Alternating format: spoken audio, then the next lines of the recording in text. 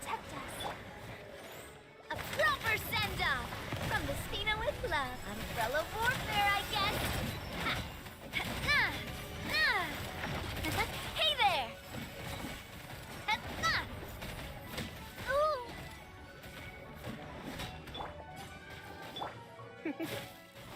I'll come a little closer. Hey there. Ah, ha. Ha. Nah. Watch out. Ah, cha. Ah, watch out. Ha. Ah, cha.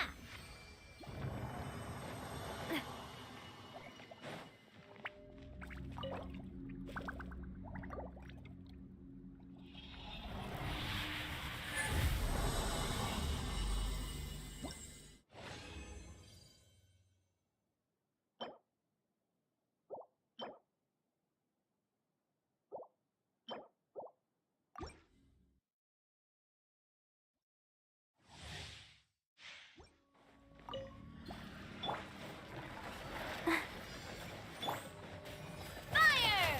Well, with rocks. Feeling lucky? Ah!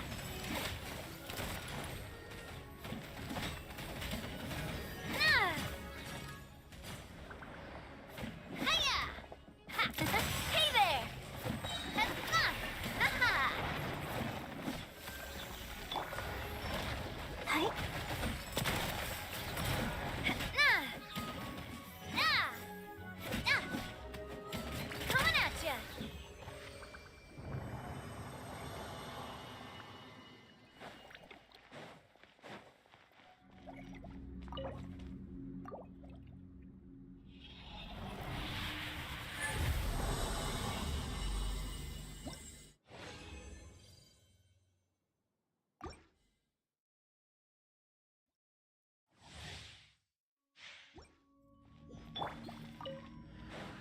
Let's dance.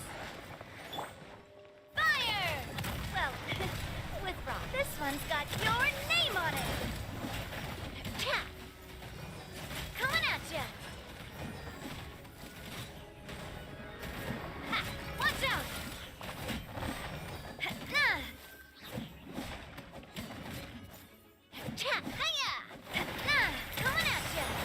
Hiya! Nah!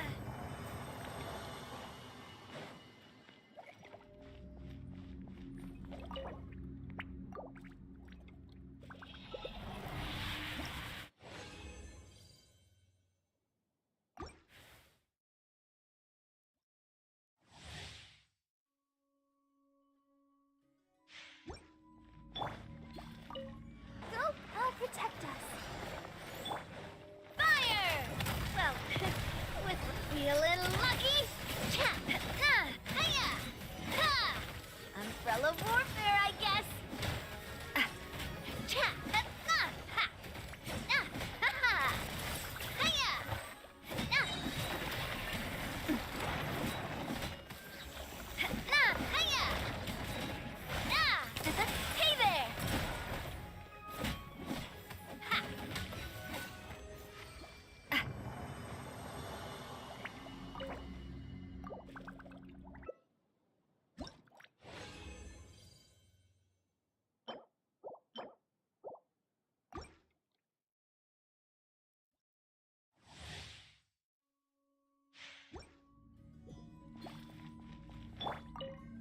Let the show begin.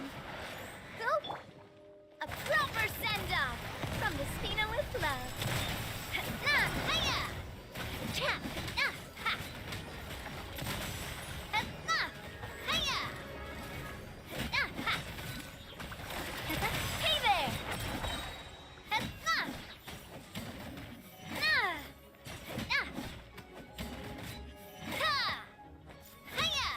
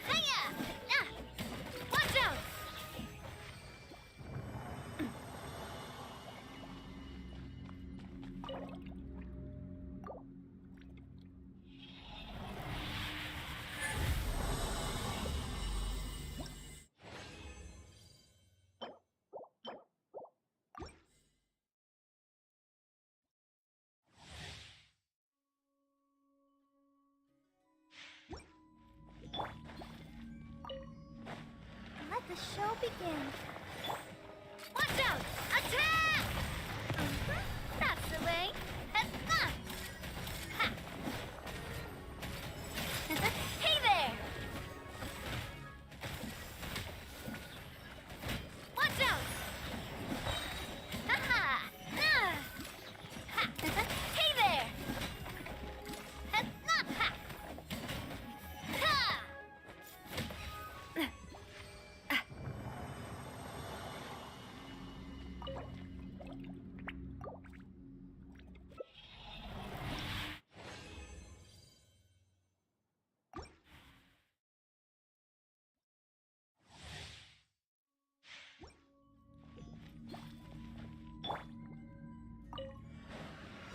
Go, Barbara, go!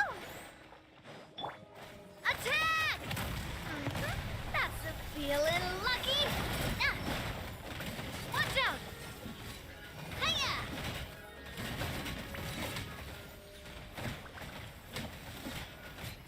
Watch out!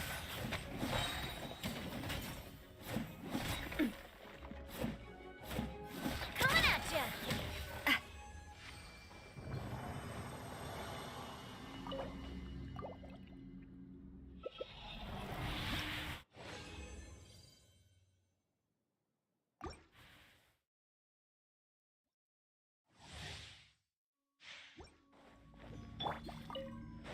Let's dance. Fire! Well, with rock. Feeling lucky? Cha! Ha-ha! Watch out! Nah! Cha! Hey there!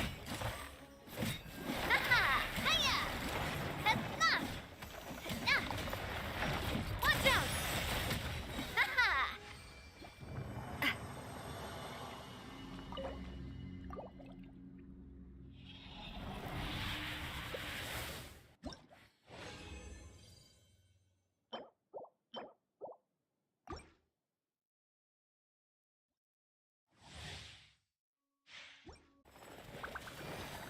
Let the show begin. Fire! Well, with rocks. Umbrella warfare, I guess. Coming at ya! Ha!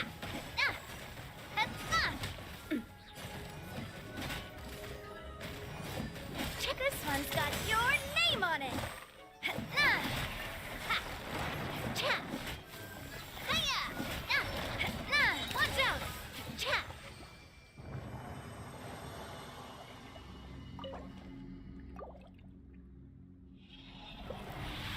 Sometime.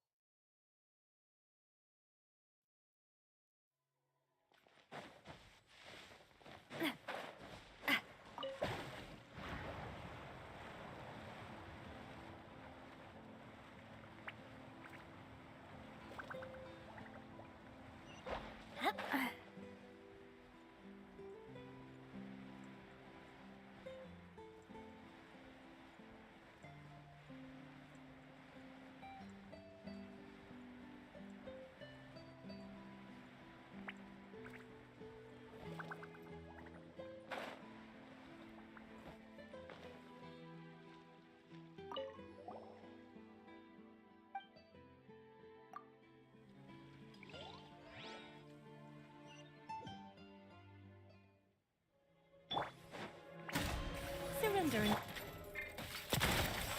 Fire! Well, with rocks. Hey there! Ha! Feeling lucky? Ha-ha! Ha-ha! Ha!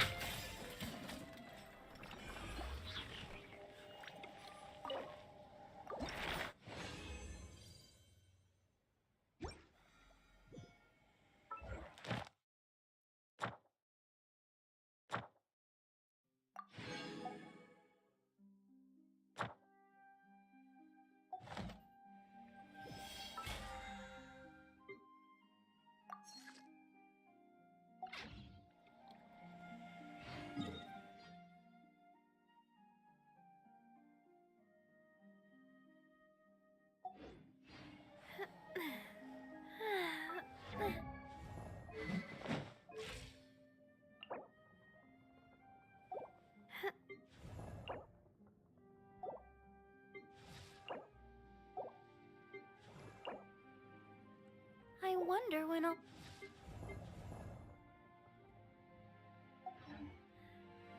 Oh!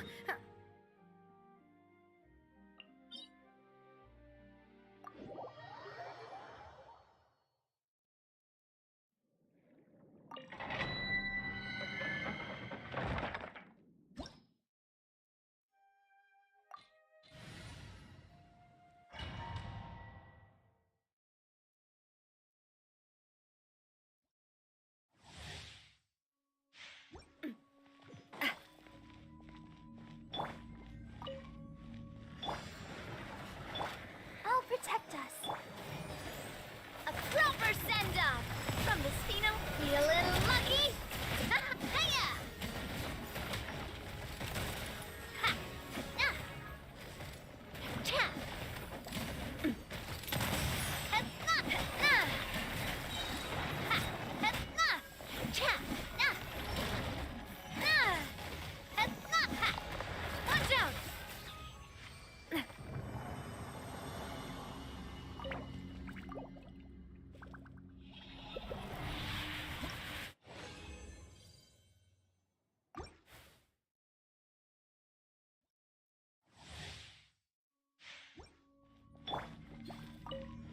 Let's dance. Fire! Well, umbrella warfare, I guess. This one's got your name on it. Nah, ha, ha, ha. Nah, umbrella warfare, I guess. Ha. Cha. Nah. Ha, nah, ha. Hiya. Nah.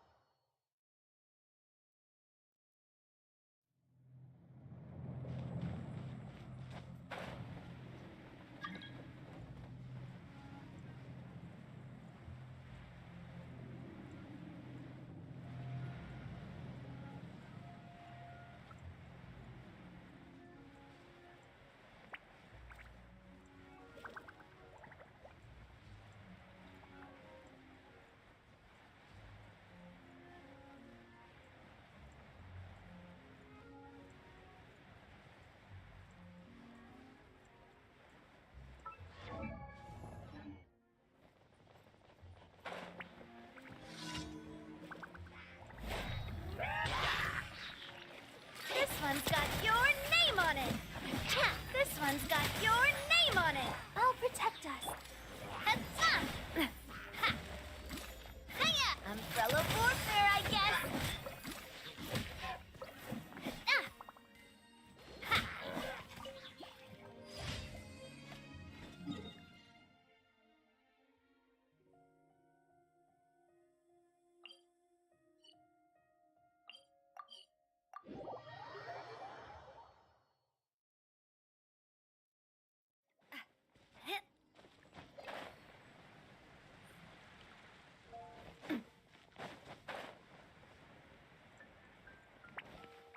Ad Astra ab. Thank you for Ad Astra.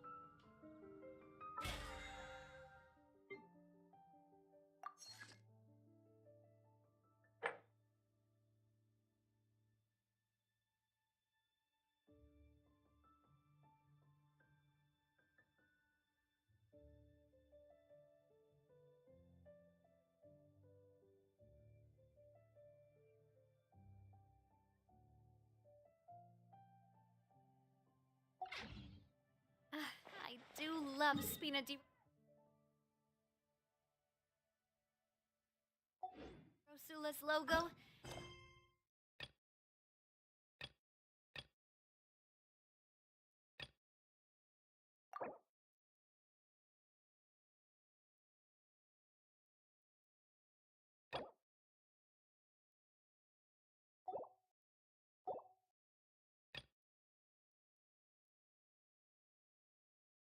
It was just...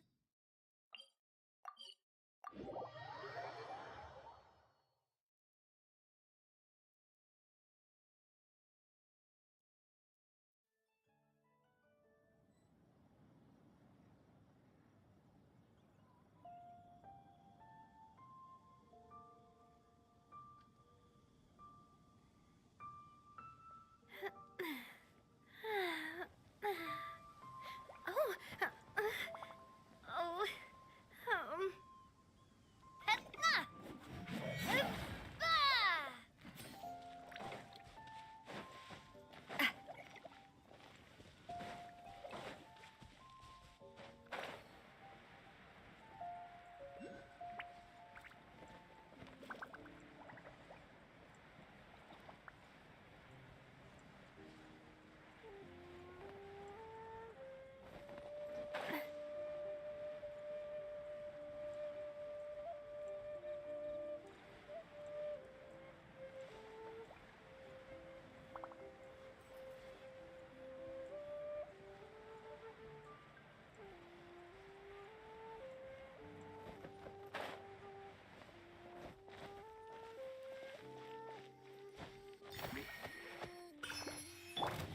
Let's dance.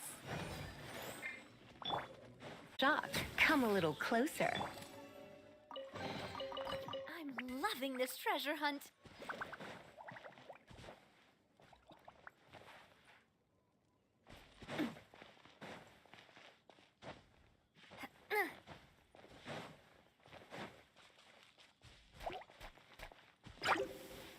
Umbrella warfare, I guess. Ah, ha.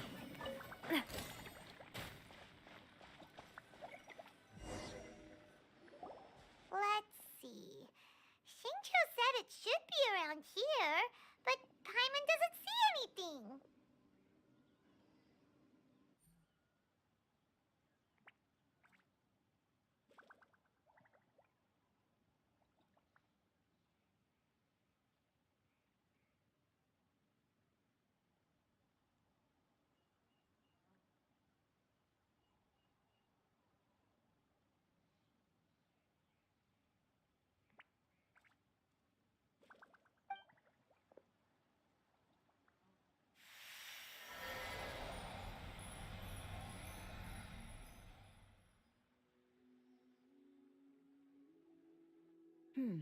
This place was hidden using a special Adepti art. But now that I have removed it, we can inspect the area more closely. Wow, that's amazing! Yep, let's take another look around. Hey, look! Is that a new Sealy over there?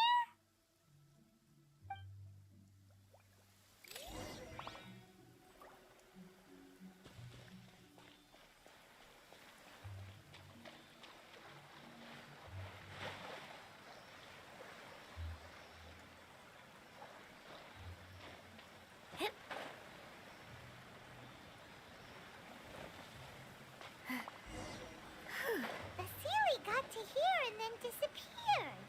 Should we go over and take a look?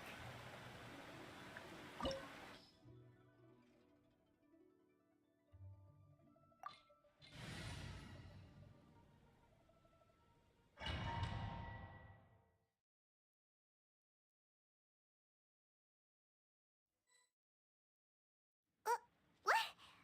Weren't we at a waterfall just now? How did we suddenly end up here? Whoa, so many clouds. I believe this is the abode of that Adeptus. With any luck, the sunset Vermilionite we're looking for should be in here. Really? Let Paimon see! Huh? Isn't that the Sealy from before? Look, it's gone and snuck beneath the clouds. And now that Paimon takes a closer look, the rocks and trees here... These are not real clouds. They are the product of an Adepti art used for spatial partitioning. If we want to go down, we must first destroy the mechanism that is maintaining the Adepti art. All right, then let's... I sense the presence of monsters in this place. I don't know where they are hiding, so we'd better be careful.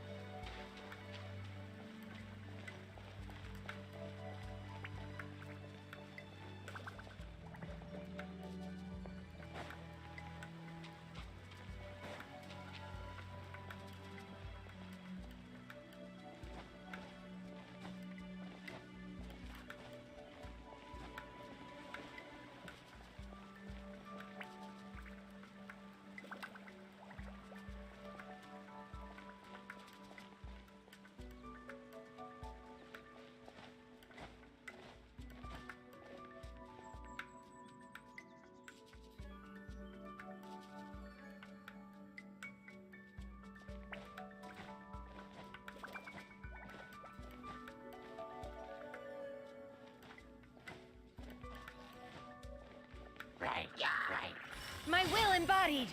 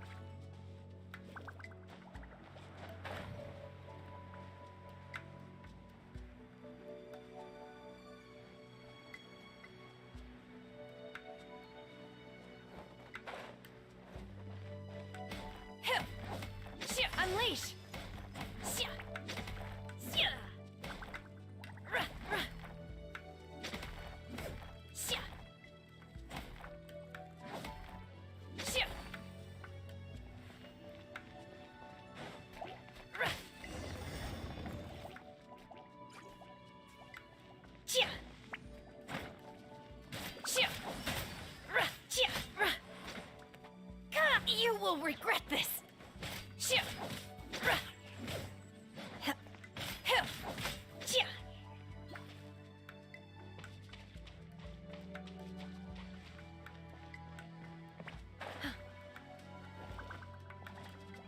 It appears that we've been taken for intruders. This time, why not allow me to take care of this?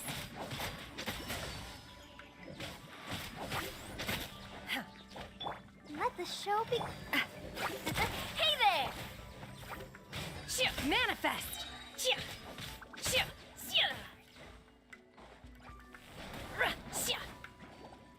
Cryo incarnate! Unleash! The core of the mechanism is exposed. Now's our chance. Obey! Hey there!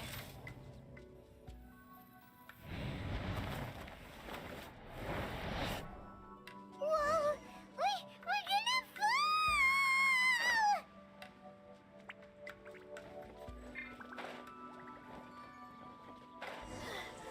Is everyone okay? Look! The Celia's disappeared beneath the clouds again! It looks like we need to go further down. But before that, let's destroy the guard mechanisms on this level first.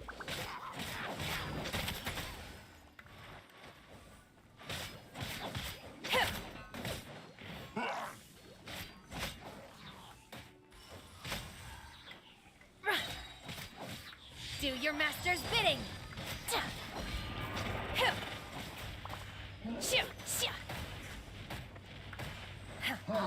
Manifest!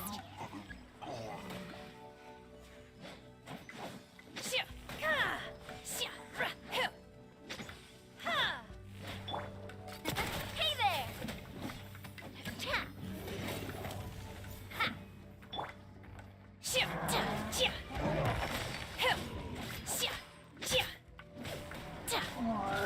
Obey!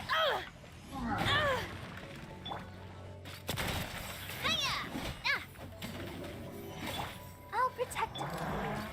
Hey there! Hey there!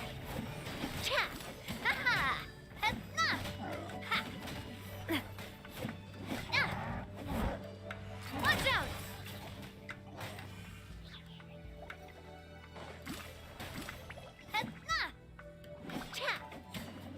Watch out!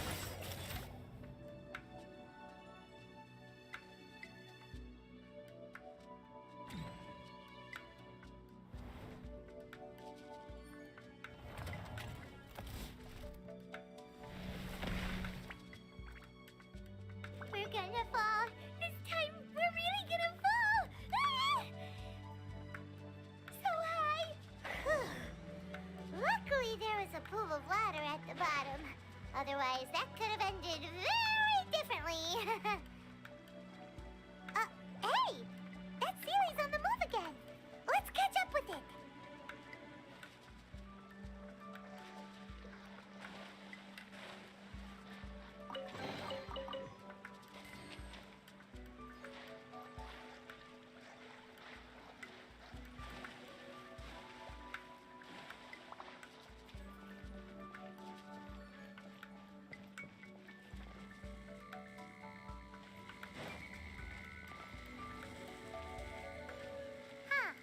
Something looks different about this stone wall.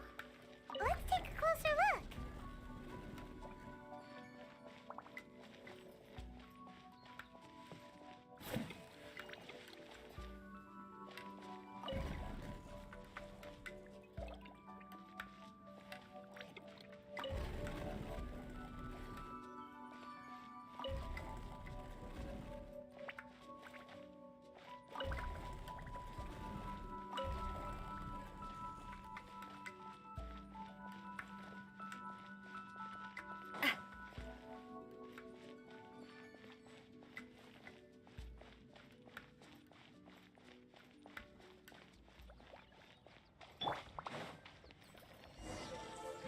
Let's dance. Leave it all to me, as a dutiful maid would.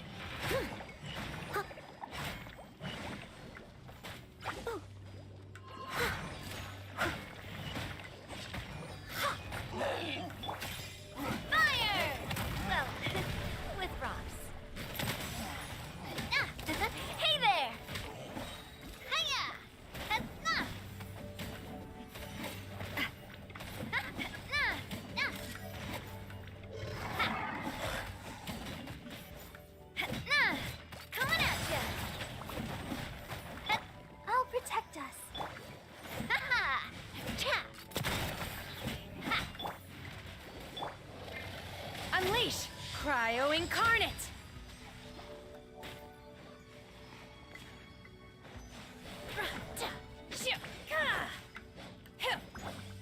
Manifest!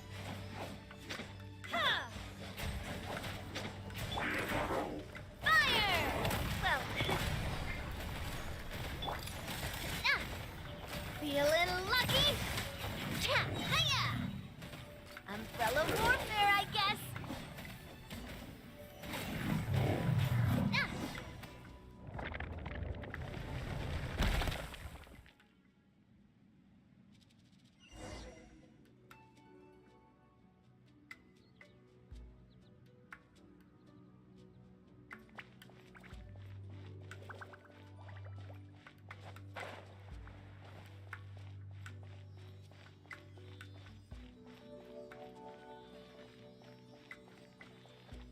Look, over there!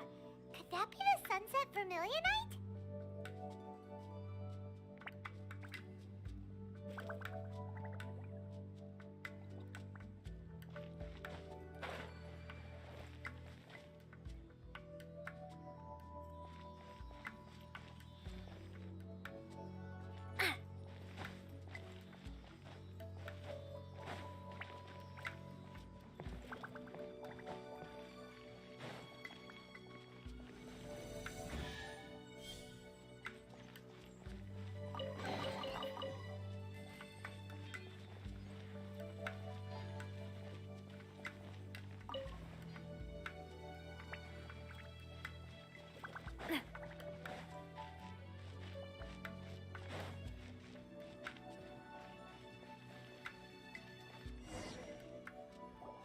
Is this it? Is this? It's so huge!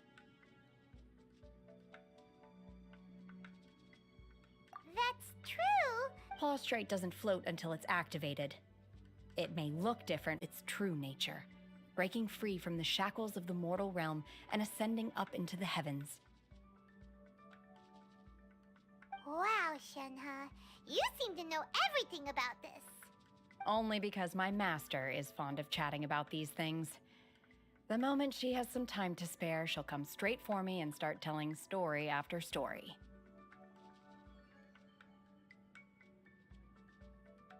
I don't care for her stories most of the time. I certainly didn't expect them to ever come in handy like this.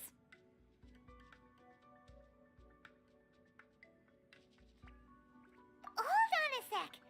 If we activate it here, there's no way we'll be able to get it back to the site, right? Heck, we'll be dragged up into the sky too! But if we don't activate it, how else are we gonna lift it? This rock Don't worry. I can handle the weight quite easily. Are you sure? Be careful. Please don't worry. I'm well aware that a Plostrite sample this large must be highly valuable. I will be gentle with it and make sure it does not get damaged. My safety. That's right! Paimon, you gotta be extra careful when lifting heavy objects. It's... Is it now? Well then, thank you. I'll go on ahead with the Plostrite. Let's meet at the building site later.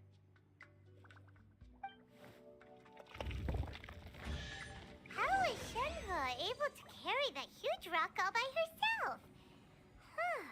Adepti super strength much? We can't slow down yet. Let's go meet her at the building site.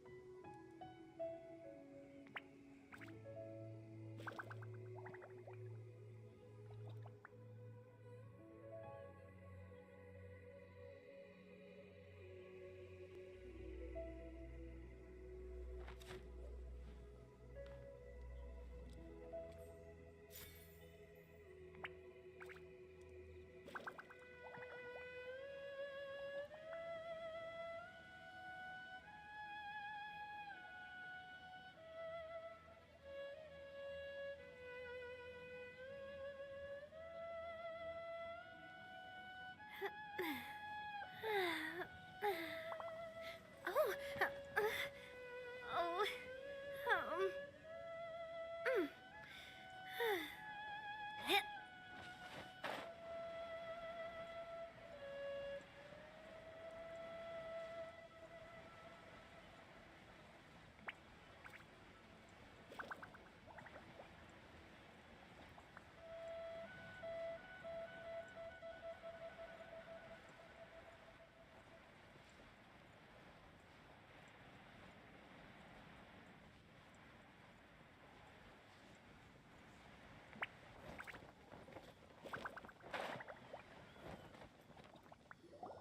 Oh my god, I can't believe my eyes. How can she lift that massive rock all by herself? She's got to be one of those adepti, surely. Oh, mighty Adeptus, please give me your blessing so that in the coming year I may reap a more bountiful salary. This is top tier in size and quality, and the condition it's in is quite simply immaculate. Congratulations, this item is approved for submission. I'm going to award you full marks for the Sunset Vermilionite item. May I take your name? My name isn't important. I'm not even here to compete.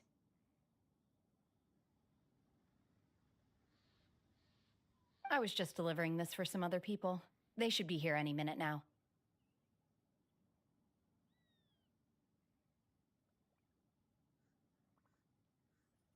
Shenhua, and Ningguang's little helper. Ah, so you're the ones behind this. No wonder. The rarest talent turns in the rarest plastrite specimen. But I have to correct you on one point. It's not helper, it's secretary. Okay then, Miss Secretary, what do you think of the rock we found? Pretty amazing, right?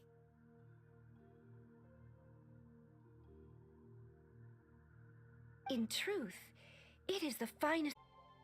As a side note, Lady Ningguang has rented some dwellings in the nearby area to serve as accommodations for the contestants. If you need a place to rest, you are welcome to stay there. Now, please excuse me. As you can see, there is still a lot of work to do on the building site.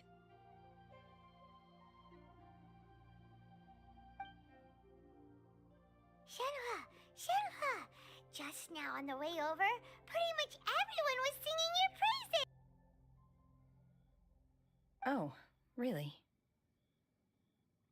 What kind of reaction is that whenever Paimon gets praised? I've had similar compliments before. They call me an adeptus, treat me with great deference and respect, as if I'm set apart from the common folk. Yeah, 'cause that's how adepti are. At least the ones we've met are pretty unique and reclusive, too. Way different than normal people. But I am not...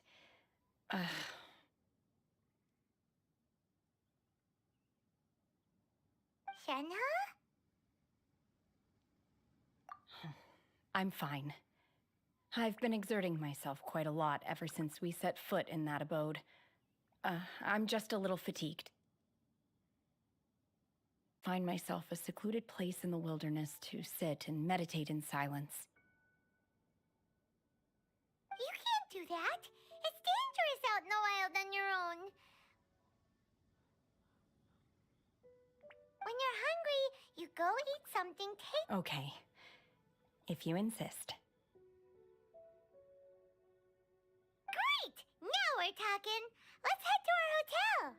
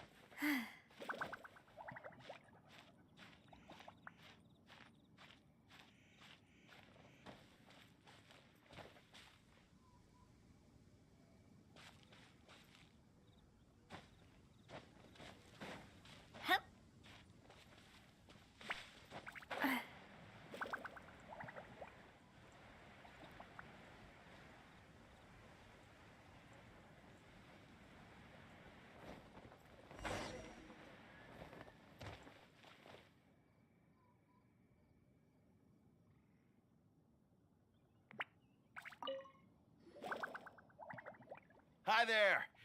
Checking in, are we? You're just in time. We only have 2 rooms left.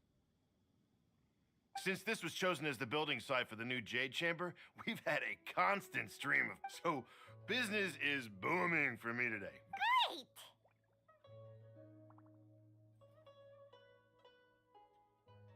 One of your rooms is still being cleaned. I guess it should be ready with... Here are your keys. All right. Shenhua, you should go get some rest. We'll hang around outside until the other room's ready. Paimon's gonna go see if there's anything good to eat around here. Let's buy one for Shen. All right. I will head to my room for now.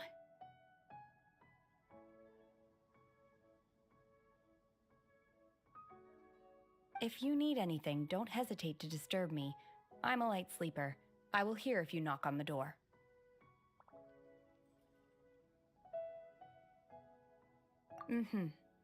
See you tomorrow.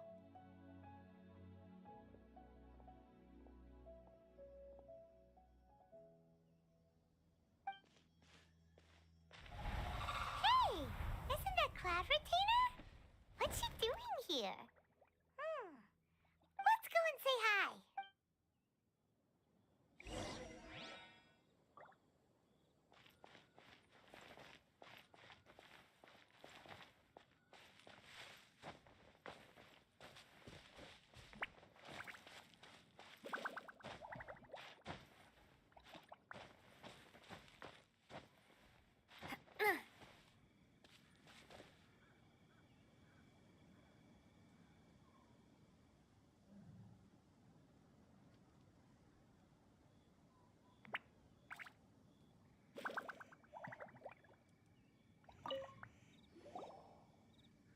One trusts you have met Shenhe. So, are you getting along quite well? So far, so good. Yeah. So, you know Shenhua too, Cloud Retainer? Naturally. Save for Ganyu, who spends the majority of her time in Liyue Harbor. All the Adepti living today are acquainted with Shenhe to some degree. Cool. So, what's her Adeptus name anyway? Calling her Shenhua feels kind of friendly, but also kind of disrespectful. So Paimon's thinking maybe... Her Adeptus name? Why, pray tell, would Shenhe have an Adeptus name? Don't all Adepti have a special... On this latter point, you are correct. However, Shenhe is human. Oh, right. Wait, what? Paimon neither! Do you mean to say that she presents differently from ordinary human beings? Well, to start with, her problem-solving methods are extremely direct. Ah, yes. She was like this all those years ago when one first met her. In this respect, she has not changed. One first found Shenhe by chance in a cave. One was passing by and sensed the presence of a god's remains. Being of an ever-vigilant disposition, one entered immediately to inspect the scene. Inside was Shenhe, then aged around 6 years old. In her hand, she held a dagger with which she was confronting a monster that was the god's remains incarnate. That sounds so dangerous. When one arrived, she had already been locked in confrontation with this monster for several days. Most mortal children are fragile, both physically and mentally, and are highly reliant on their parents for survival, but not so her. That she was able to endure such terrible danger was due not only to her strong willpower, but also to the bloodlust and homicidal instinct with which she was born.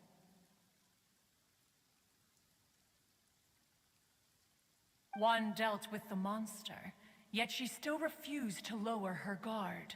She even pointed her dagger in one's direction and remained ready to strike. Only after she was satisfied that one had no intention to cause her harm did she finally relent. She then passed out without uttering a single word. In other words, if you hadn't passed by that day, Shenhe might have... Not necessarily. Upon one's arrival, one could sense that the god's wrath was gradually receding. Even had the stalemate continued, one suspects that Shenhe may have still emerged the victor of the confrontation. That's still so dangerous, though. Why was a tiny little kid battling against the wrath of a god in the first place? Alas, the mortal world is rife with suffering of every kind, and she had experienced her fair share. Indeed, it is one to whom she refers. Shenhe has an extraordinary constitution, making her well adapted to practicing the Adepti arts. All the Adepti cherished her talents, and so we were willing to train her. However, her homicidal urges did not subside with age. Rather, they grew stronger day by day. Mooncarver once performed a divination for her. He declared that her fate is to bear the curse of calamity. Consumed by malevolent energy, she is prone to bring harm to those around her. Such is the magnitude of the danger this poses, that her soul must be bound with red ropes to keep her homicidal instinct at bay. The red ropes have indeed served to keep her calmer and more content. But they also seem to have rendered her somewhat inexpressive. Perhaps the red ropes are so powerful that they have suppressed some of her other emotions as well.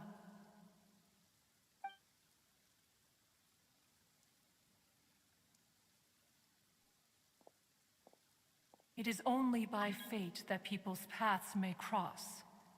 Now that Shenhe's path has crossed with yours, please be sure to treasure the gift that fate has given you, and take good care of her. Oh, now Paimon gets it. You came out here to check up on Shenhe because you were worried about her, didn't you? Huh. You dare draw such a facile conclusion on the nature of one's present excursion? Incorrect. The truth is that while Liyue Harbor may seem peaceful today, danger is always lurking in the shadows. Ningguang once made a bold assertion that this is to be the era of the contract between Liyue and the humans. Well, one is most curious to observe how she will respond to the coming storm. If she handles it admirably, one is willing to be a witness to her achievements. But if she does not, the Adepti shall not hesitate to seize control. Let us conclude our conversation here for today. One has occupied enough of your time, and night is approaching. Be sure to get ample rest.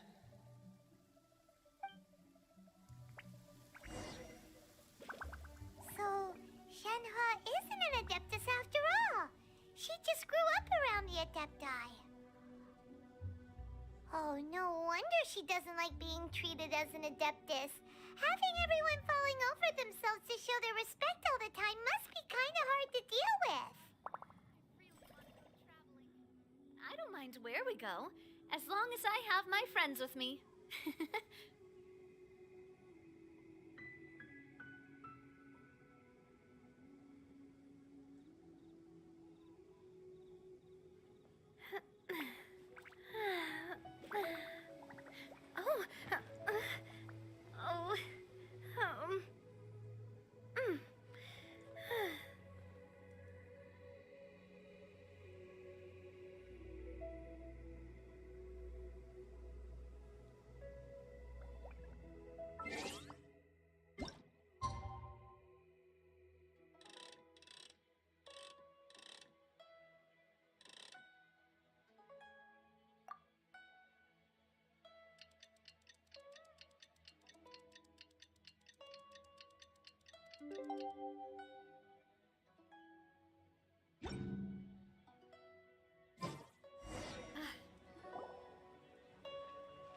Hey, so, Shenhua, Master has relayed my situation to you, I take it. oh? How did you know? I'd intended to wait until you came back before going to sleep, but I didn't hear you come in. I was worried that something may have happened to you, so I went outside to check and caught sight of my master. On top of this, you have been acting very strangely around me this morning, causing me to suspect that my master must have told you everything about me.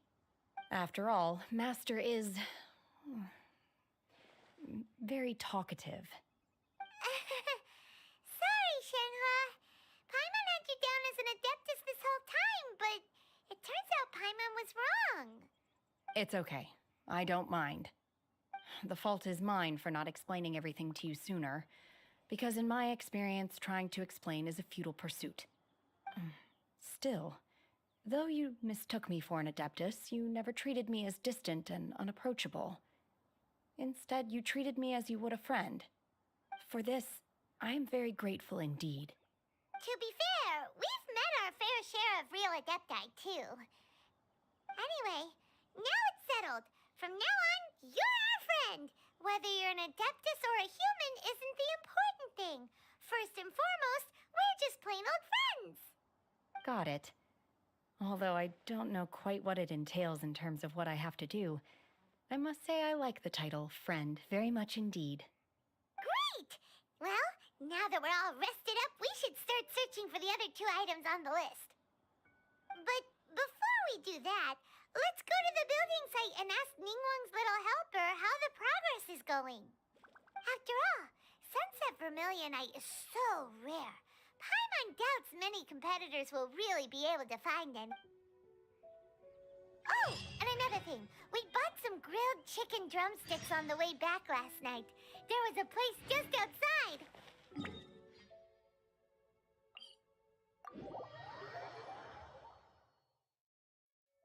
Here's one for you, Shenhua. Try it! They're so good. I concur. It has a rich flavor, far more agreeable than those I've cooked for myself in the wilderness in the past.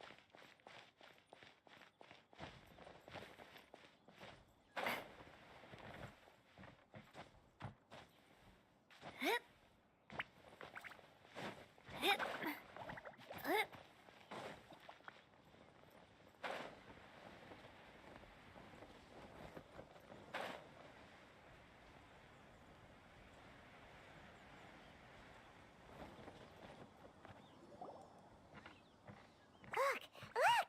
The Jade Chamber is, but it seems to be tied down by something. That's because it's not finished. Hey, Byron! And hey!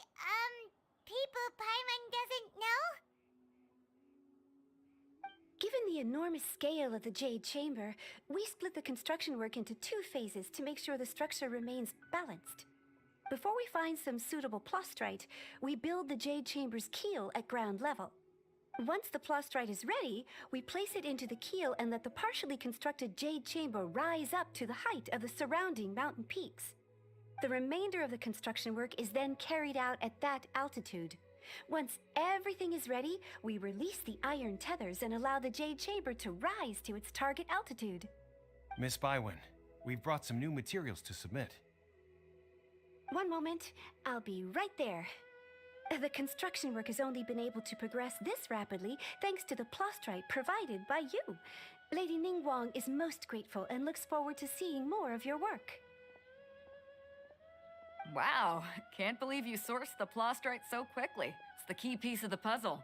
Looks like you beat us to the punch. Wait, I know you. You're the one who fought against the Fatui and Osile, right? Oh, sure enough, your reputation precedes you. Pleased to meet you. I'm Beto, captain of the Crux. Beto? Are you here to join the Jade Chamber contest too? Sure am. I happened to get my hands on a chunk of Sunset Vermilionite on a voyage a while back, so I figured I'd bring it over. Huh. So even though it's rare, we're not the only ones who managed to get a hold of it. Oh, I've got some introductions to do. This is the renowned Miss Yoon, or Yoonjin, probably the most famous figure in the Liyue opera scene. Greetings. These two are Paimon and the Traveler. I'm sure you've heard of them before. And this is... sorry, I'm not sure we've met. Shenhe. I am their... friend. Good to meet you. Well, from today on, I guess all of us are friends. Miss Yoon is also here for the contest. Turns out she needed to borrow a boat, so we came together. It's an honor to finally meet you both. I've heard much about you. Miss Shenhe, though we are only meeting for the first time, I have a feeling that we will get along very well indeed.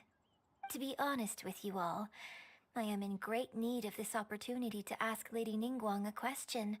That's why I joined the contest. Thanks to my father's connections, I was able to acquire a specimen of the plaustrite required. Fortunately, it was approved for submission, despite being a little on the diminutive side. Wow. So it looks like the three of us are competitors now. Excuse me for prying, Miss Shenhe, but are you competing as well? No, I don't have any questions for Ningguang. I just wanted to help him win. In that case, I have a proposal to make. Lady Ningguang said that the first 3 contestants to procure all 3 materials will be awarded the chance to ask a question. Well, there are 3 teams here. We can split the prize between us. Instead of competing against each other, we could work together to secure the top 3 places between us. What do you think? Sounds great, but how does it change things exactly? I think I see where you're going with this, Miss Yoon. The plaustrite was the most difficult item to source by a long shot. Luckily, all 3 of us managed to get our hands on it. The 2 remaining items aren't quite so rare, so as long as one of us finds a way to source it, the other 2 can hop on the bandwagon.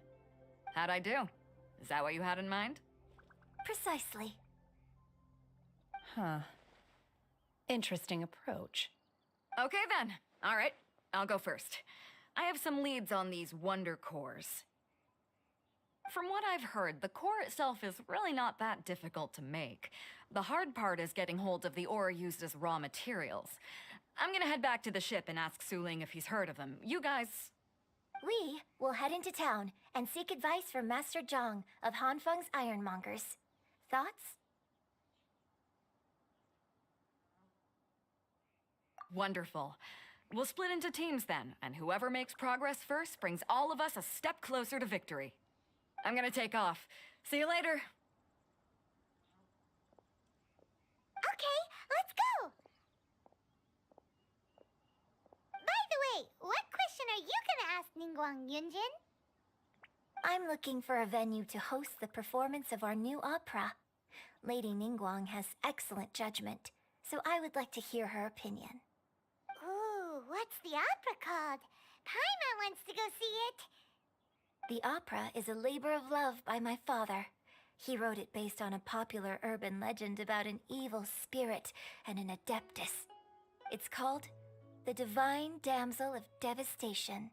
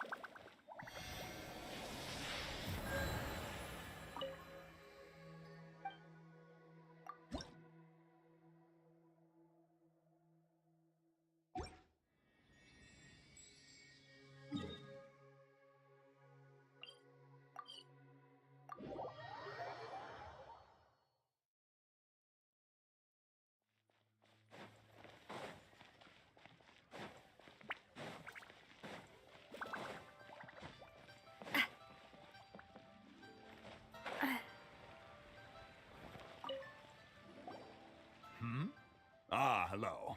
Are you here for something off the shelf? Excuse me, Master Zhang. We were wondering if you'd heard of something called a Wonder Core. Of course I have. Sorry, who's asking? My name is Yunjin. Perhaps you don't know me, but I believe that you forged some weaponry for my father in the past for stage use. Yunjin? Stage use? Oh, so you must be Miss Yoon. Sorry, my brain's finally caught up. It's not used to doing much beyond bashing a hammer all day. So, you're here to ask about Wonder Cores, huh? As it happens, I do know how to make them. Matter of fact, I made some for Lady Ningguang back when she was building the original Jade Chamber. The types of ore needed to make Wonder Cores are a little hard to come by. Lady Ningguang supplied them herself last time. I don't suppose you've brought any yourselves? No, we were gonna ask you what kinds of ore we need. Sure. Well, you'll need two kinds. Star Splinter Iron and Subrosium. If I remember correctly, Lady Ningguang sourced her Star Splinter Iron from the Mount Tianheng area. They say it resonates with visions. It could take some work, but if you stick with it, you'll find some eventually. As for the Subrosium, though, that's trickier. It's all but unheard of on the market. I'm really not sure. Sorry. What I've heard is that the people around Mount Tianheng have some sort of magic trick that can pinpoint the location of the stuff. Of course, it's probably just hearsay. If you want my advice, start by looking for Star Splinter Iron around Mount Tianheng. And if you run into any locals, ask them a few questions about Subrosium. Mount Tianheng. Interestingly enough, the story of the divine damsel of devastation also takes place on that mountain. I hear the view there is quite spectacular. A favorite destination of the Adepti, in fact. Perhaps it can give me some inspiration. Let's not delay. We should head straight there.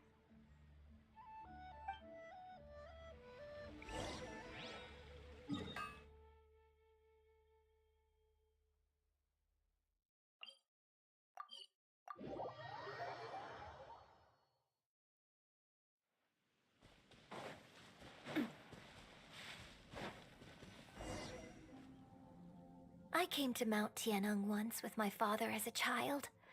I remember it being such a long climb that I could barely feel my legs by the time we reached the top. This is quite a trip down memory lane for me. Look at these majestic towering peaks and the gently flowing streams. It's like setting foot in paradise. No wonder the legend of the divine damsel of devastation is said to have taken place here.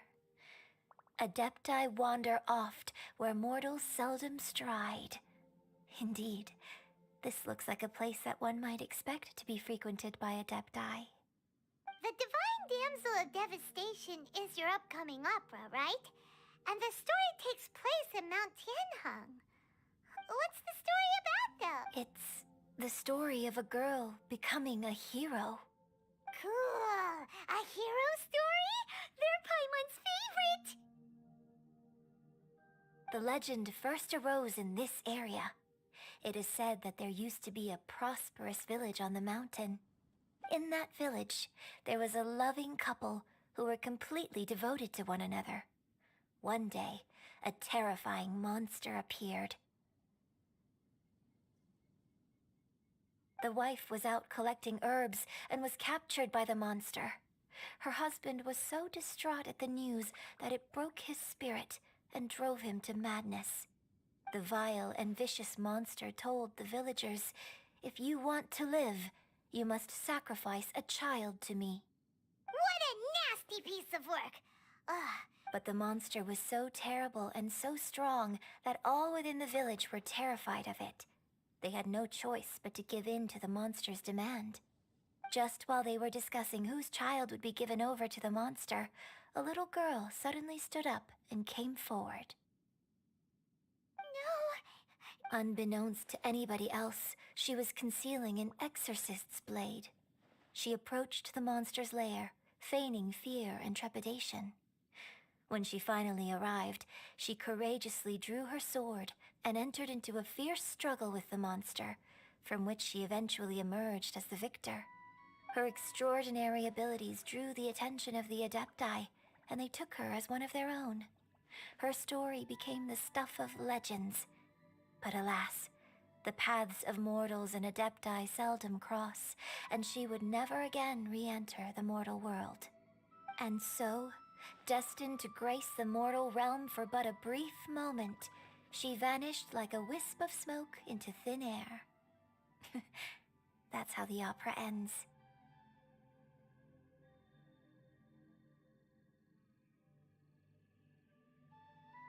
I really like this story. But I personally think that perhaps the little girl was not as brave as the opera makes her out to be. I'm not sure she deserves all the praise she is given. I've never considered that before.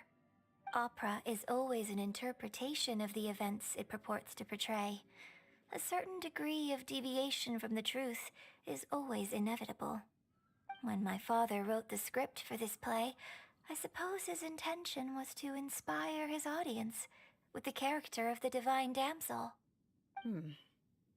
I think it's a great story. The ideal story. Well, it sure inspired Paimon! Let's go get ourselves some Star Splinter Iron! Yeah!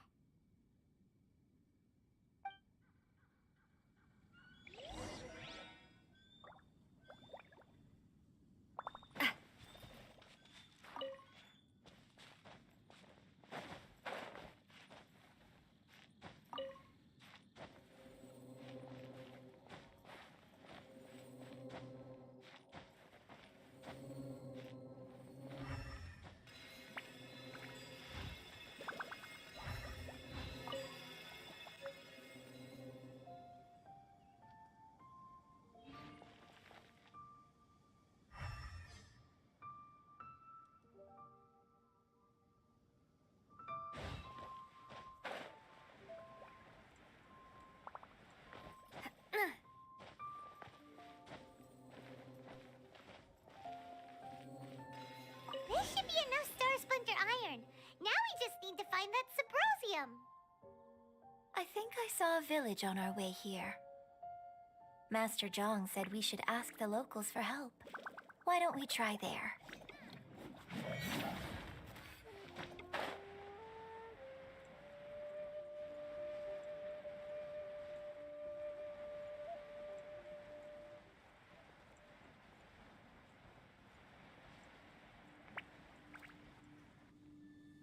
Hey, there really is someone here. Yunjin, looks like you were right. Excuse us. Huh. He didn't... Hello, sir. We were just passing by and wanted to ask if you happen to know anything about Subrosium.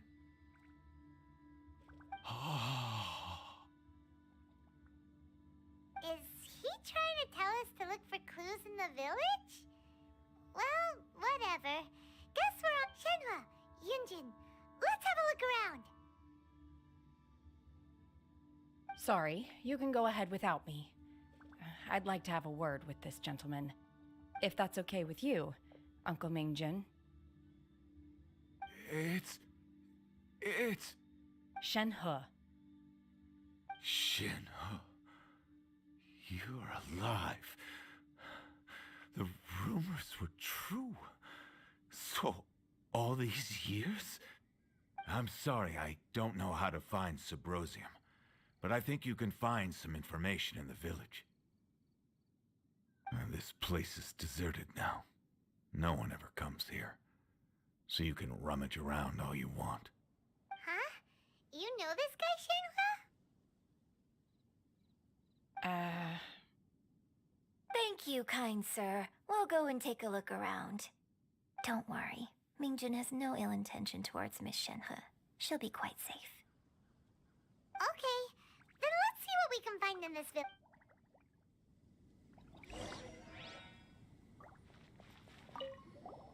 I came back here once before, a few years ago. Alone. I hid it from Master at the time. It was deserted then, too, except for a few low-life bandits. Everyone and everything I remembered was long gone. But as people were passing by, they stopped to admire me. They praised me, telling me I gave off the aura of an Adeptus. I tried explaining to them that I wasn't an Adeptus, just an ordinary person who came from this village. But no one believed me. When I saw how run down all these houses were, I felt at a loss. It was like I took a look at the world, and on the surface, it looked like a vast realm with so many places I could go. Then I looked a little closer, and there was nowhere for me to go at all. Suddenly, so much time has gone by. Everything has changed. Last time I visited, I felt so upset. But today, I don't know why, but it feels different. It is easy for your mind to run wild when you are alone. But this time, you are with your friends, aren't you? Yes, my friends.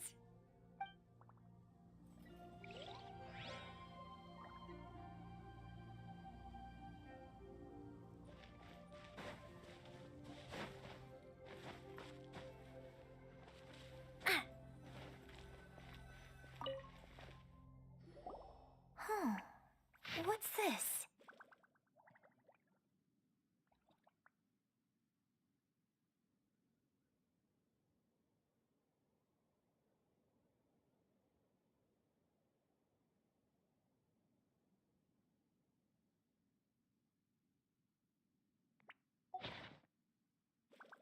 So, Shenhe is the divine damsel? Now that I think about it, she does behave rather like an Adeptus, and she is about the right age. So that's why I've been getting the strangest feeling whenever I chat with her. I should have noticed it earlier. According to this text, the divine damsel from the opera was actually the daughter of the loving couple. And she didn't volunteer. She was sacrificed to the monster by her own father. Oh, the truth is even more lamentable than the opera. Now I understand why Shenhe said the girl was not as brave as people think. It wasn't her choice to enter that ghastly situation. She was forced into it. Oh, it looks like my father may need to make a few revisions to his beloved opera.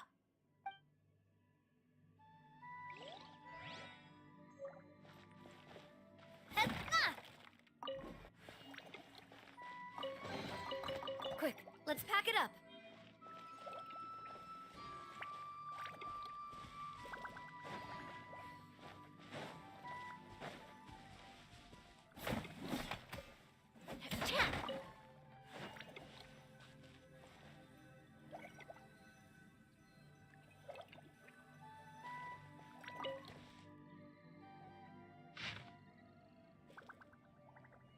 So it seems that Shenhe's father thought he was summoning a benevolent deity using a magic incantation.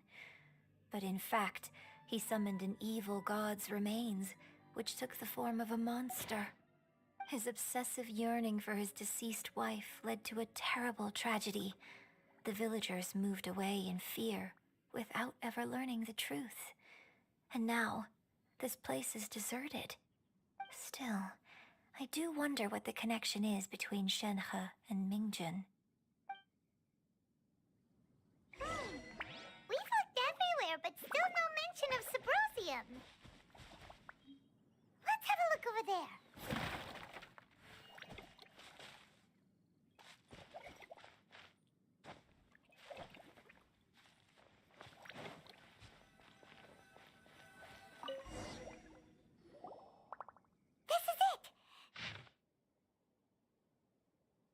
So basically, we need to go to the middle of the lake south of Mount Tianheng at dusk, and we'll find us some Symposium! Let's go back and tell Shenhe the news!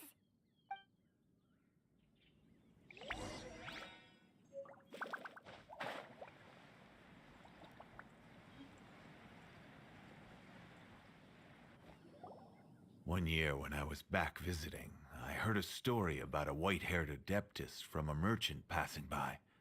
I never imagined it was you. I was a very close friend of your father's. I could have stopped him from performing the summoning ritual.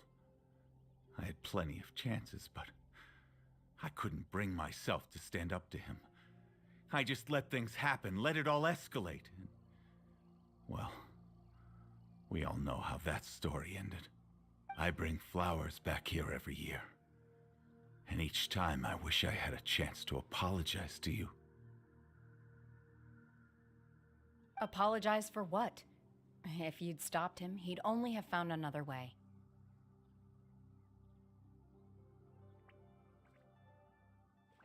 There is nothing he wouldn't have done for his true love. Nothing. Do you still hate him? I don't know what I feel. I'm told my fate is to bear the curse of calamity, so my master bound my soul with red ropes to curb my aggression. But it also dampened my emotions, making me dispassionate, like the Adepti.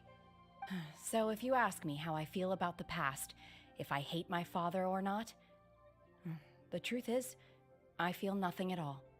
It must have been so tough for you all these years. Shenhe, we're back! Oh, then I will leave you all in peace. Shenhe, it brings me some solace knowing that you are okay. I'll tell you more about the old times next time we meet. Thanks, mister. We found some info in the end.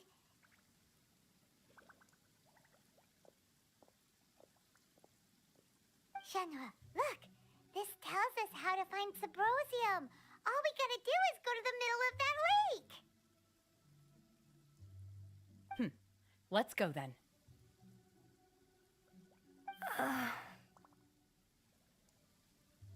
Miss Shenhe, there's something I'd like to talk to you about. Just now, in the village, we found your father's diary. It turns out that many of the details in the Divine Damsel of Devastation are not true to the facts. So I'd like to change them. Why? I know I say that opera always deviates from the truth, but now that the main character is standing right here in front of me, I cannot simply dismiss your lived experience in favor of my father's fiction. It's okay. I like your version.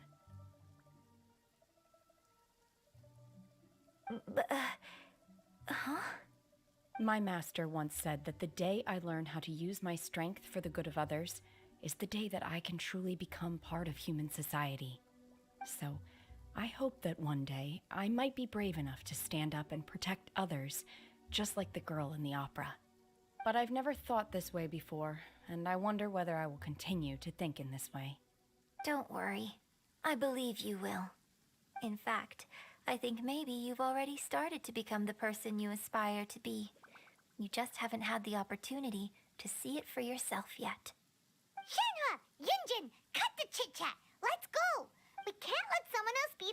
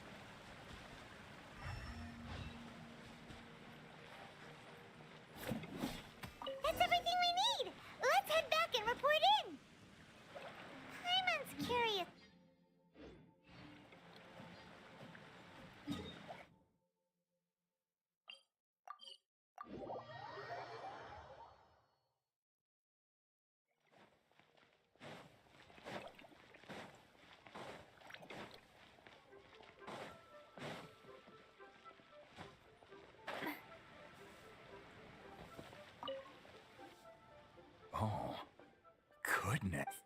So, This is some top quality ore you found. I think I'll get a good end product out of these. Guess now it's my time to shine. Hey everyone, how's the A-team doing? I ran into a bit of a brick wall on my end. Suling's never seen a Wonder Core before, and says it'd take a lot of research for him to get up to speed. Leave the Wonder Cores to me. I'll work on them while you go about your business. Don't worry. It won't take me too long. much obliged, Master Zhang. We should look into the Adepti sigils next, but where should we find items relating to the Adepti? I'll sort that out. Oh? You got this then? Yes. I have been training with the Adepti for years. I know a thing or two about making sigils. When we first met, I told you I came for the Jade Chamber, not the contest. In fact, I came specifically to deliver Adepti sigils.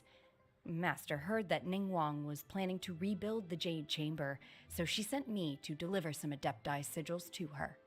Master also said she hoped that I can take this opportunity to rejoin human society.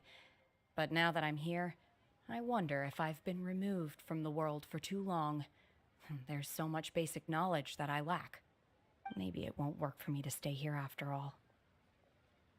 But either way, I'm very glad to have met you, and I'll take care of those Adepti sigils. Without knowing the ins and outs of your situation, I can't say whether you should stay or not. But now that our paths have crossed, we'll always have a connection. So if you're ever feeling down, come find me on my ship. There'll be a drink waiting for you. Thank you. So, Master Zhang, I'll need to use your facilities to make the sigils. Fine by me. I'm actually curious to see how the Adepti arts work. Maybe I'll learn something.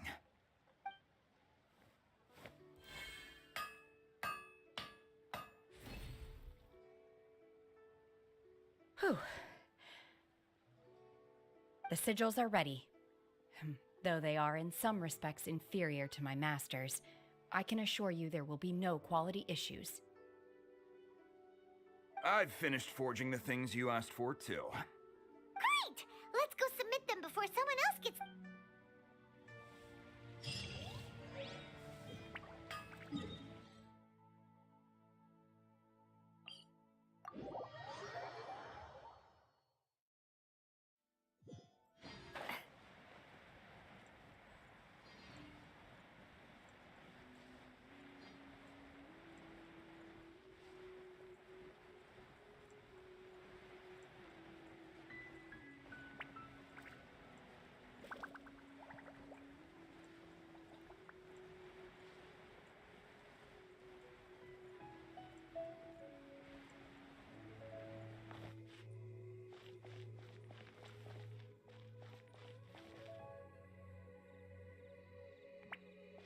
Hup.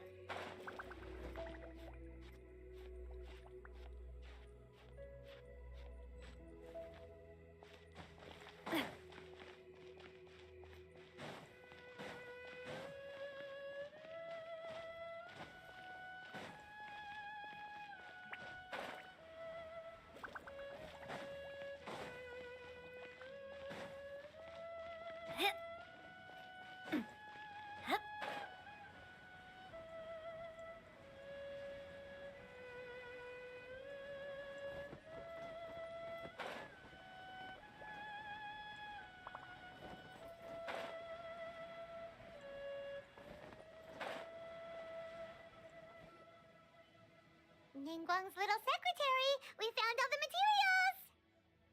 Oh, already? All three of you found them together. Okay, I see. The Wonder Cores and Adepti sigils look good. It seems that we found our winners.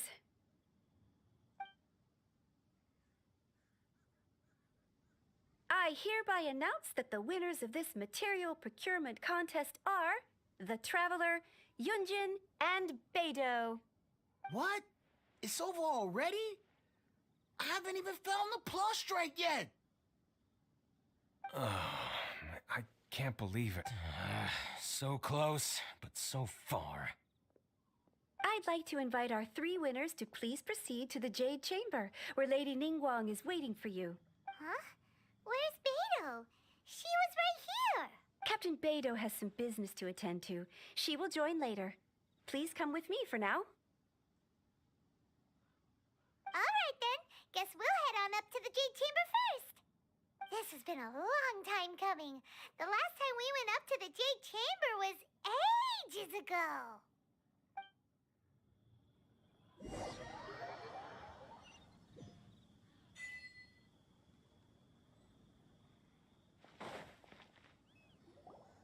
Combine the Adepti sigils with the Wonder Cores and insert them into the Jade Chamber's control compartment. The construction of the new Jade Chamber is now officially complete. Once the tethers are released, it will soar into the sky. Thank you all for your work. Now it is time for me to fulfill my promise. Yeah! Miss Yun, I've already heard something about the reason for your involvement. You are looking for a venue for your new opera, aren't you? That's right. Lady Ningguang, I would like to hear your opinion. The unveiling of Miss Yun's grand new opera surely requires a venue of equal grandeur.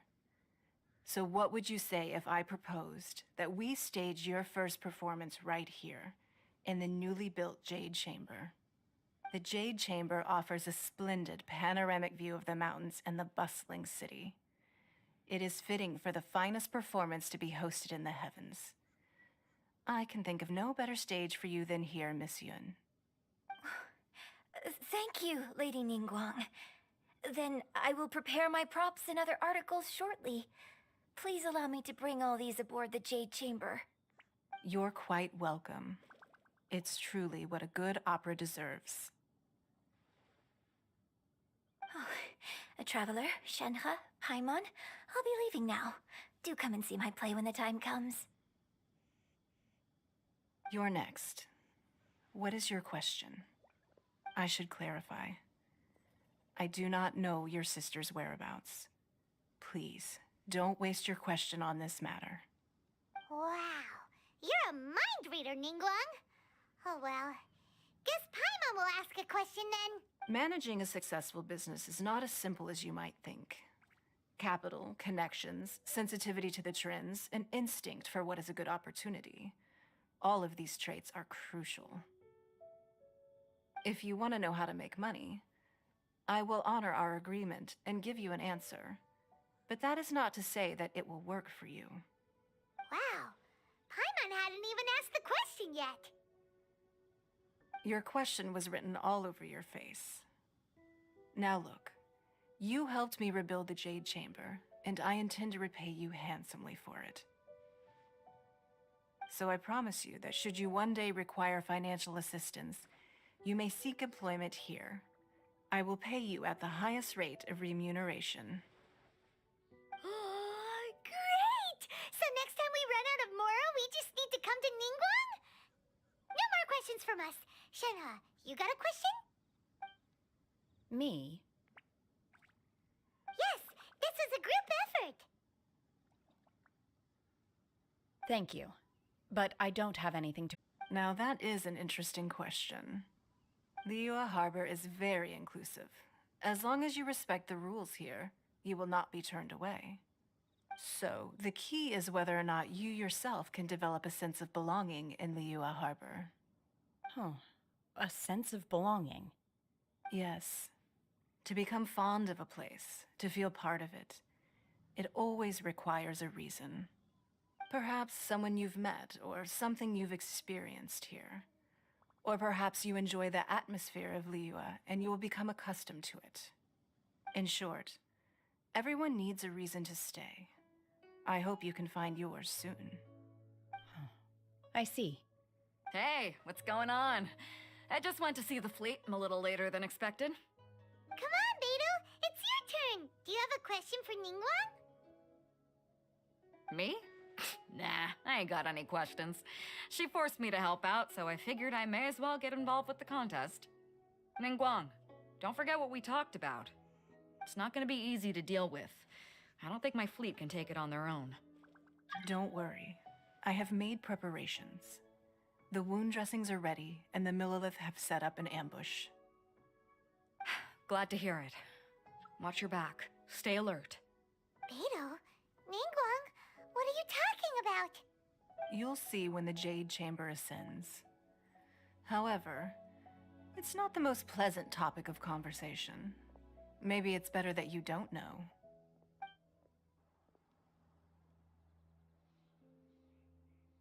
When I first set foot in the Jade Chamber, I stood at the edge of the platform and looked down upon Liyue Harbor far below. At that time, I dreamed that one day the Jade Chamber's shadow would be seen in all 7 nations of Teyvat. My wish has not changed to this very day. However, it is not only out of consideration for myself that I have built the Jade Chamber anew at this time. I hope the Jade Chamber will always float in the skies above Liyue Harbor, bearing witness to the prosperity and peace of the human world.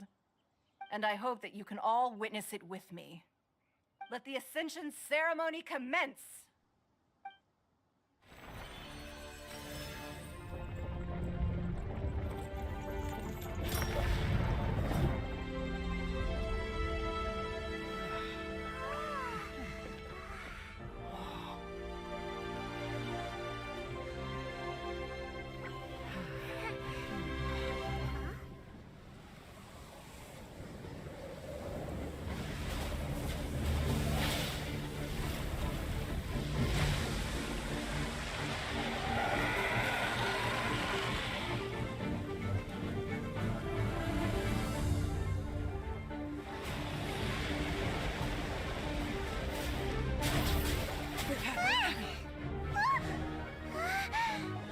Right on cue.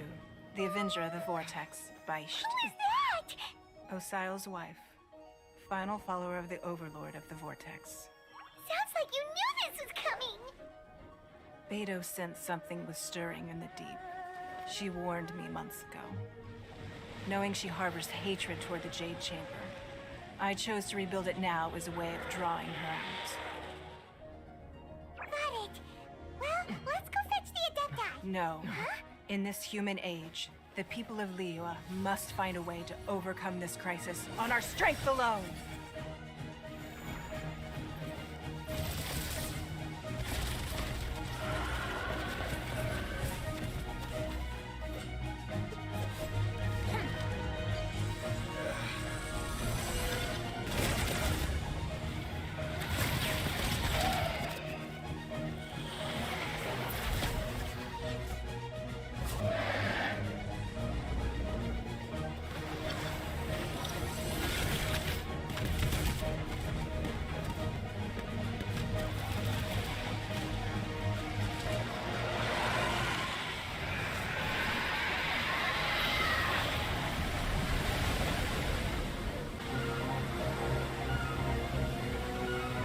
What's that?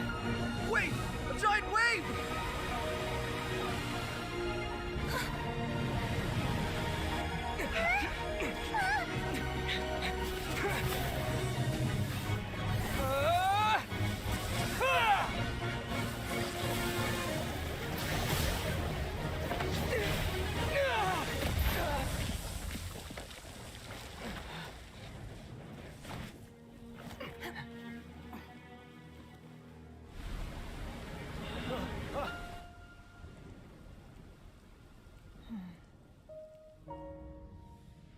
You are a cursed child.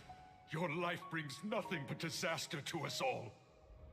At least if you die, I can bring her back.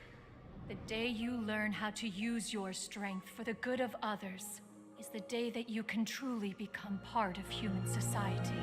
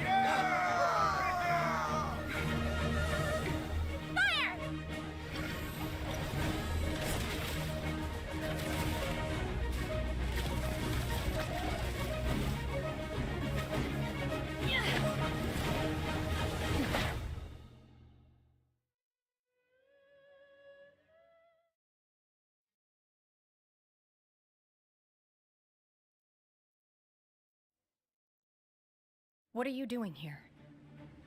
We can't let you be the only one taking this risk! I hardly see this as a great risk.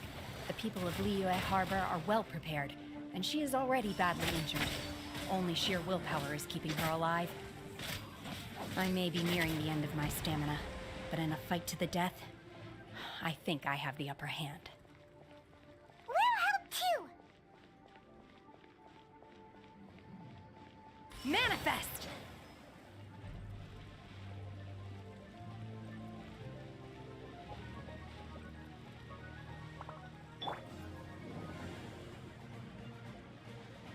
I must leave no stone unturned.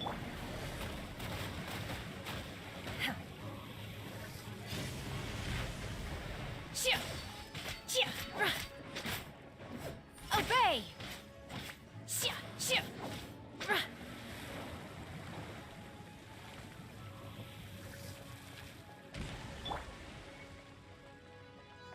Leave it all to me.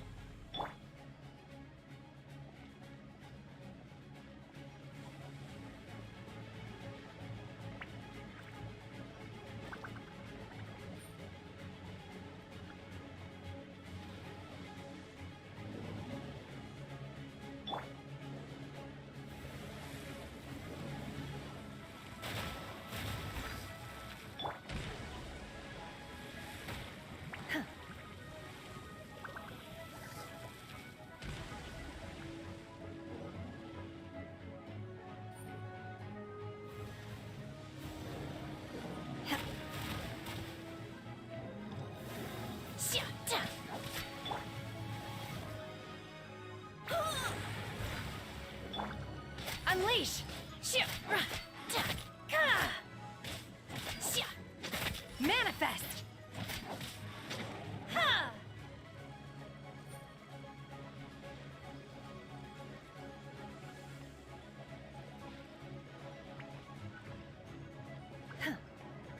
Unleash! Oh! Manifest!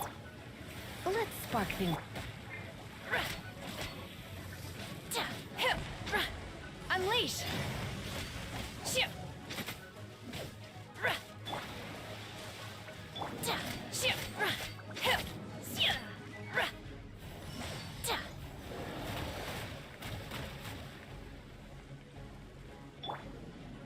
I must leave no stone unturned.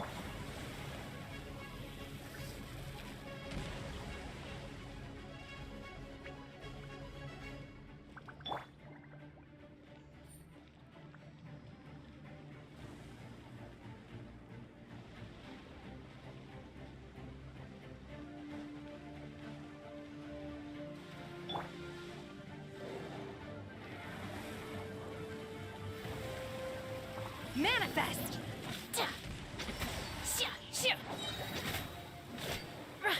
Do your master's bidding!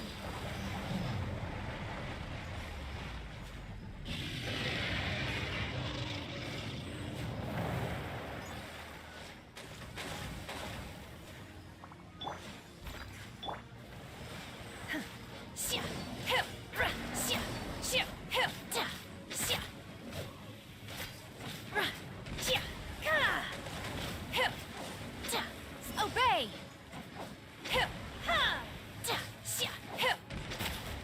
Watch out! She's getting away! Shouldn't we go after her?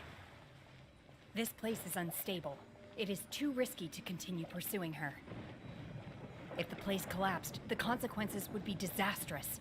Let's head back.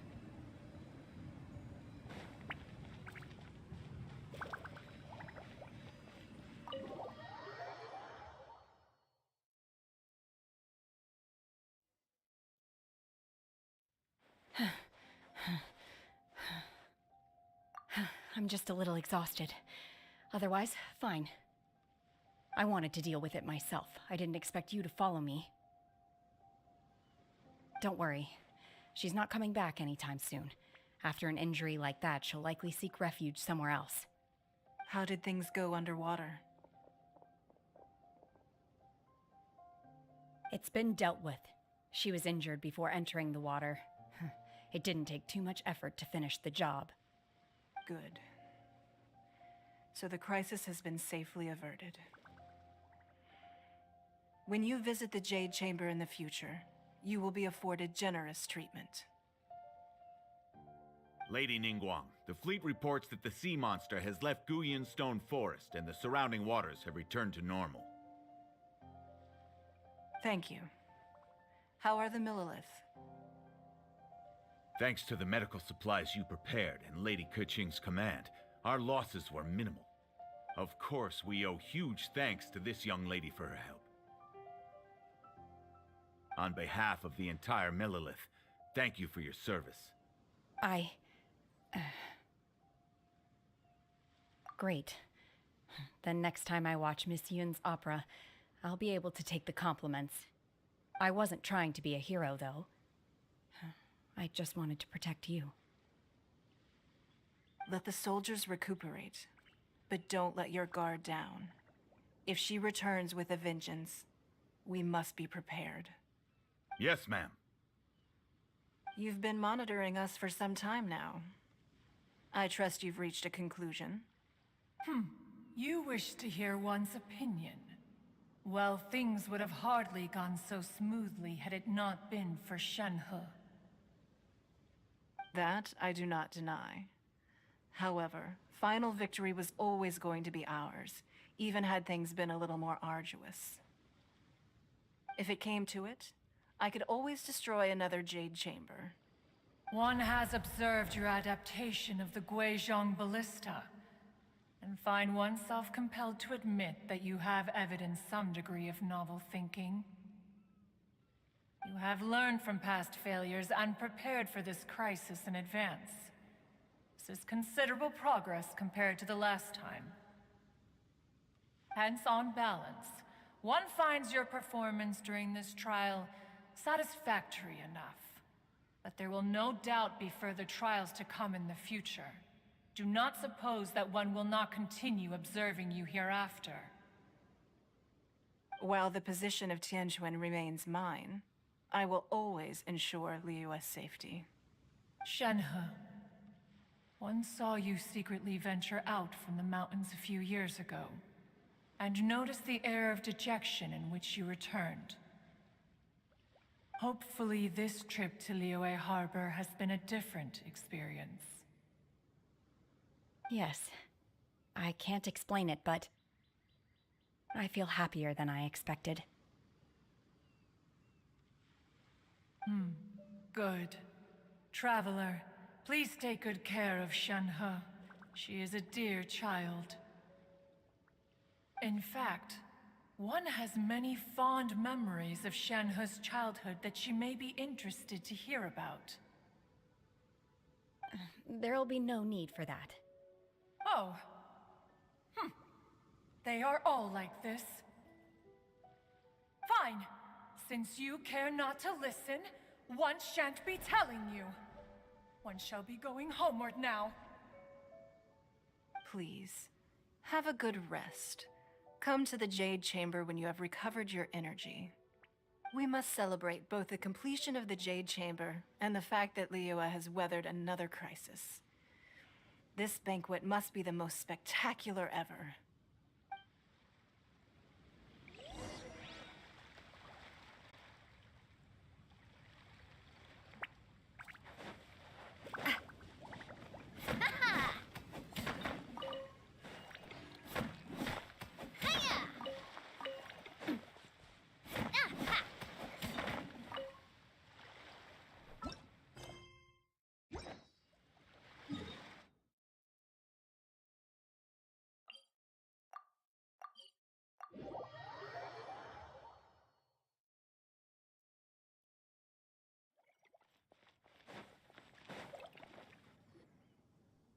Wow!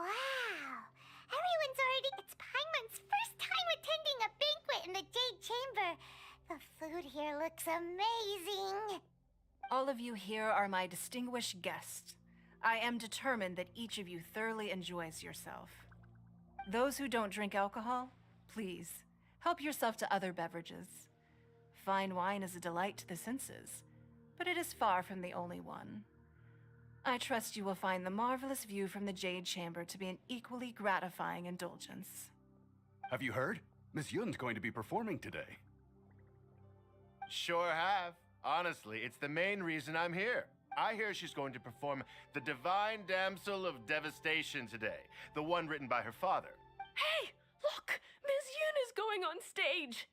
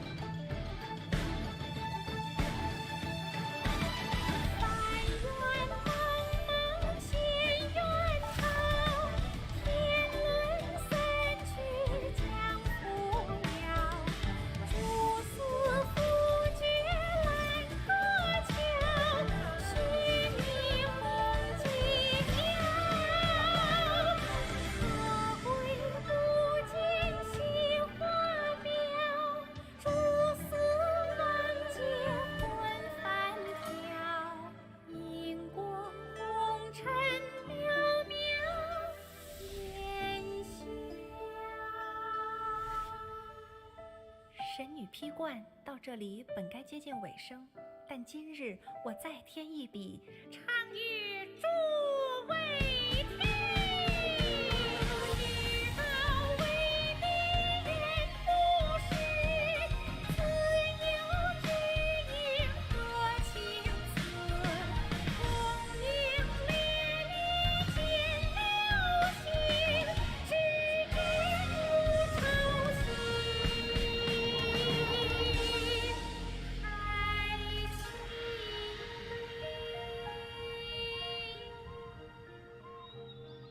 彼时鹤归，茫茫天地无依靠，孤身离去。今日再会，新朋旧友坐满堂，共聚此时。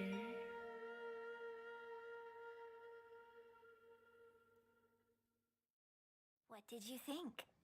Personally, I thought I sang rather well. It was beautiful. Paimon wants to learn too. It was wonderful. Also, thank you. You're welcome. Thanks to you, the Divine Damsel of Devastation is a more nuanced tale than ever. The play has an ending, but life goes on.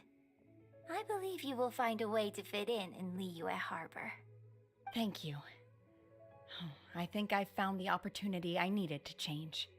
Ms. Yun, here you are. Great to see you. Huh? Hey, this young lady with the white hair looks like some kind of VIP. Yeah, that's it, like an adeptus. Wait, you're the girl from the opera, aren't you? The Divine Damsel herself. And look who else we have here, the illustrious traveler. Well, I'll be. This was definitely worth showing up for. Let me pull up a chair, all right? Alternatively, you could leave us alone. That is, if you'd prefer to finish your drink via the orifice of your own choice. Uh-oh, this feels all too familiar. Shenhe's back to her old self again. Hey, what are you doing? Calm down, Shenhe. Calm down.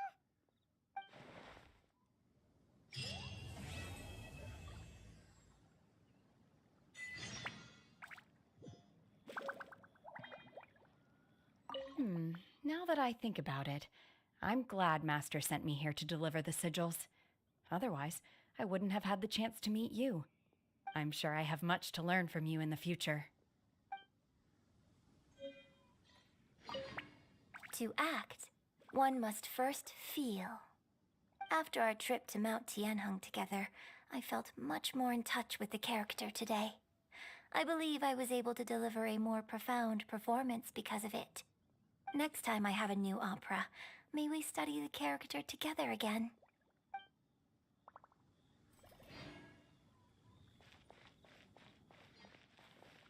You've made an exceptional contribution toward the building of the new Jade Chamber. I will not forget this. I shall be sure to repay your kindness at an appropriate juncture.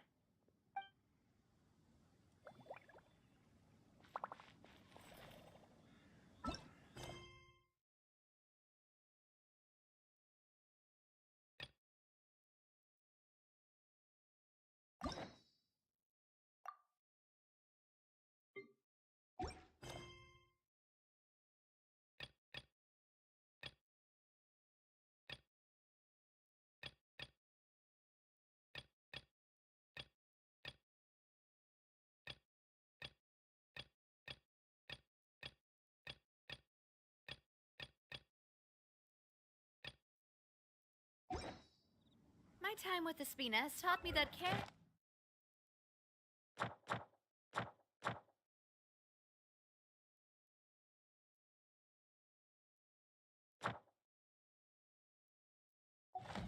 an unreliable weapon is worse than not carrying one at all.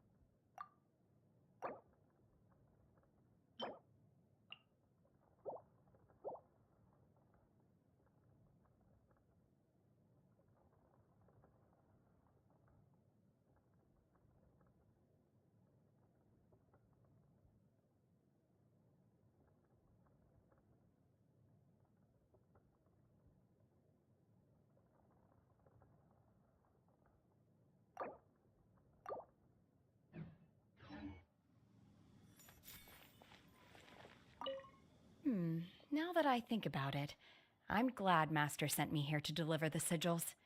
Otherwise, I wouldn't have had the chance to meet you. I'm sure I have much to learn from you in the future.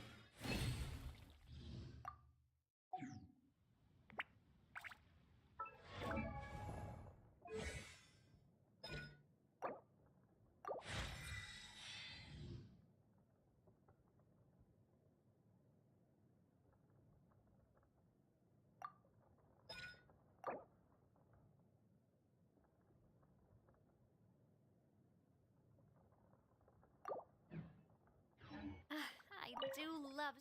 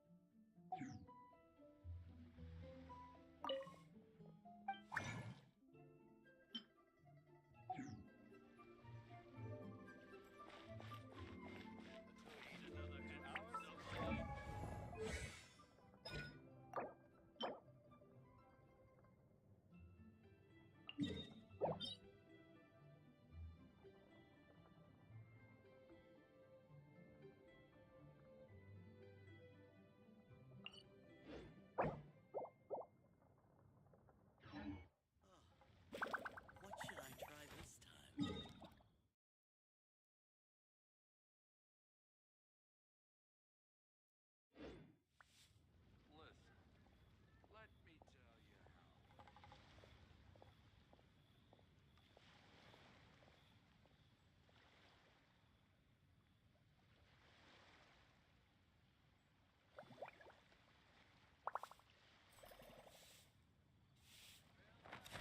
let me tell you how. To our success. Made another handsome sum today? Oh, what should I try this time? My time with the Spina has taught me that carrying an unreliable weapon is worse than not carrying one at all.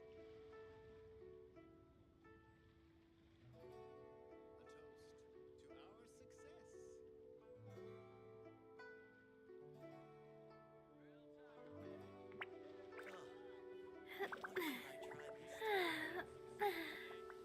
Oh, oh, mm.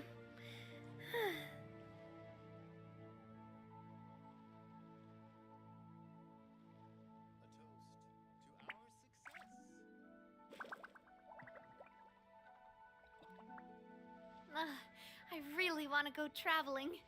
I don't mind where we go, as long as I have my friends with me.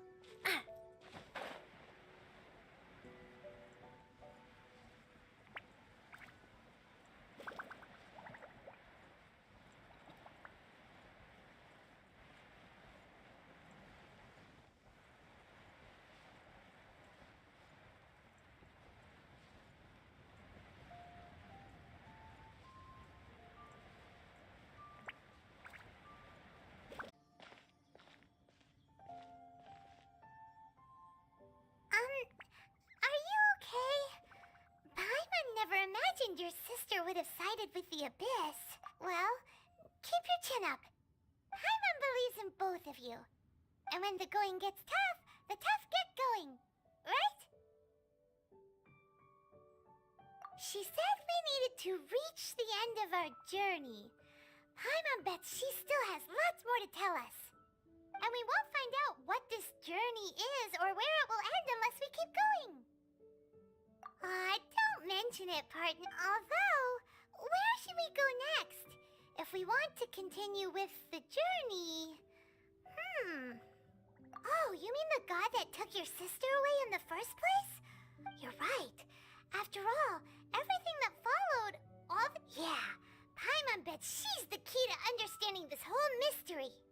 Well, we've ruled out 2 gods so far, the Animo and Geo Archons. So, next...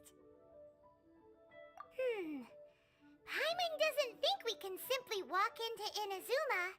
Zhongli said it was a closed nation. We'll have to find some other way in. Why don't we ask someone from Inazuma how to gain entrance? Oh, Paimon's thought of someone already! Atsuko in Liyue Harbor! She's from Inazuma! Let's see what she has.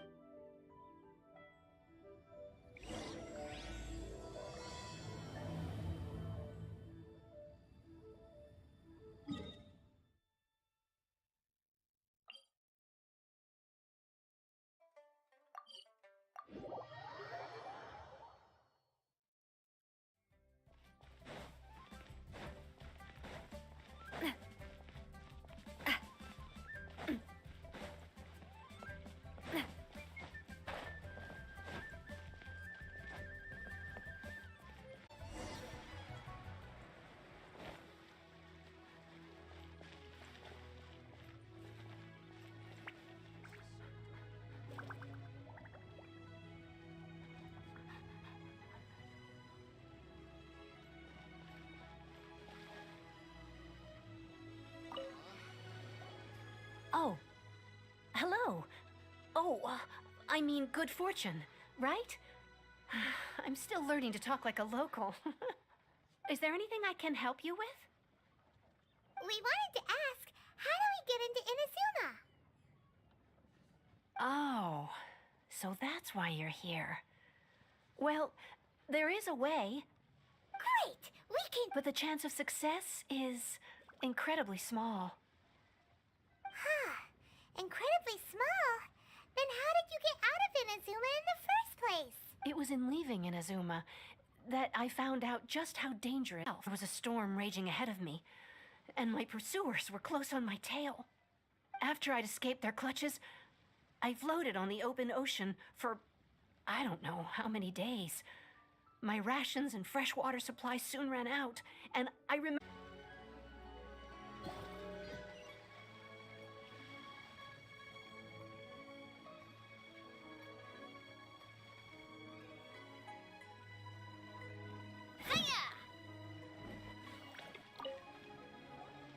Oh. Hello. Is there anything I can... We wanted to ask... Oh. Great! We can... But the chance of success is incredible. It was in leaving and all I had to after I'd escaped, but to my surprise, that's right. What a Well, because everything is just too restrictive over there. The atmosphere is so stifling. The Kanjo Commission subjects everyone leaving or entering the nation to a protracted approval process, and I felt like I didn't belong there. Kanjo Commission? What's that? Along with the other 2 commissions, they oversee everything in Inazuma. We usually collectively refer to them as the Tri-Commission. I suppose they're equivalent to the 8 trades under the Liyue Chising.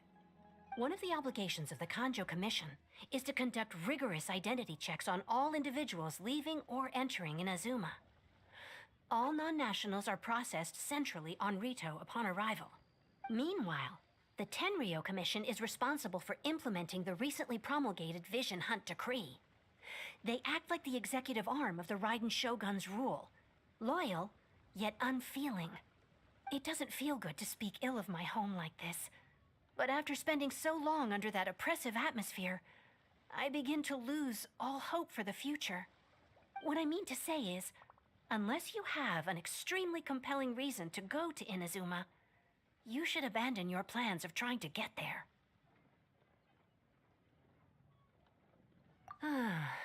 You should know that the sea around Inazuma is engulfed in a perpetual tempest of wind and rain.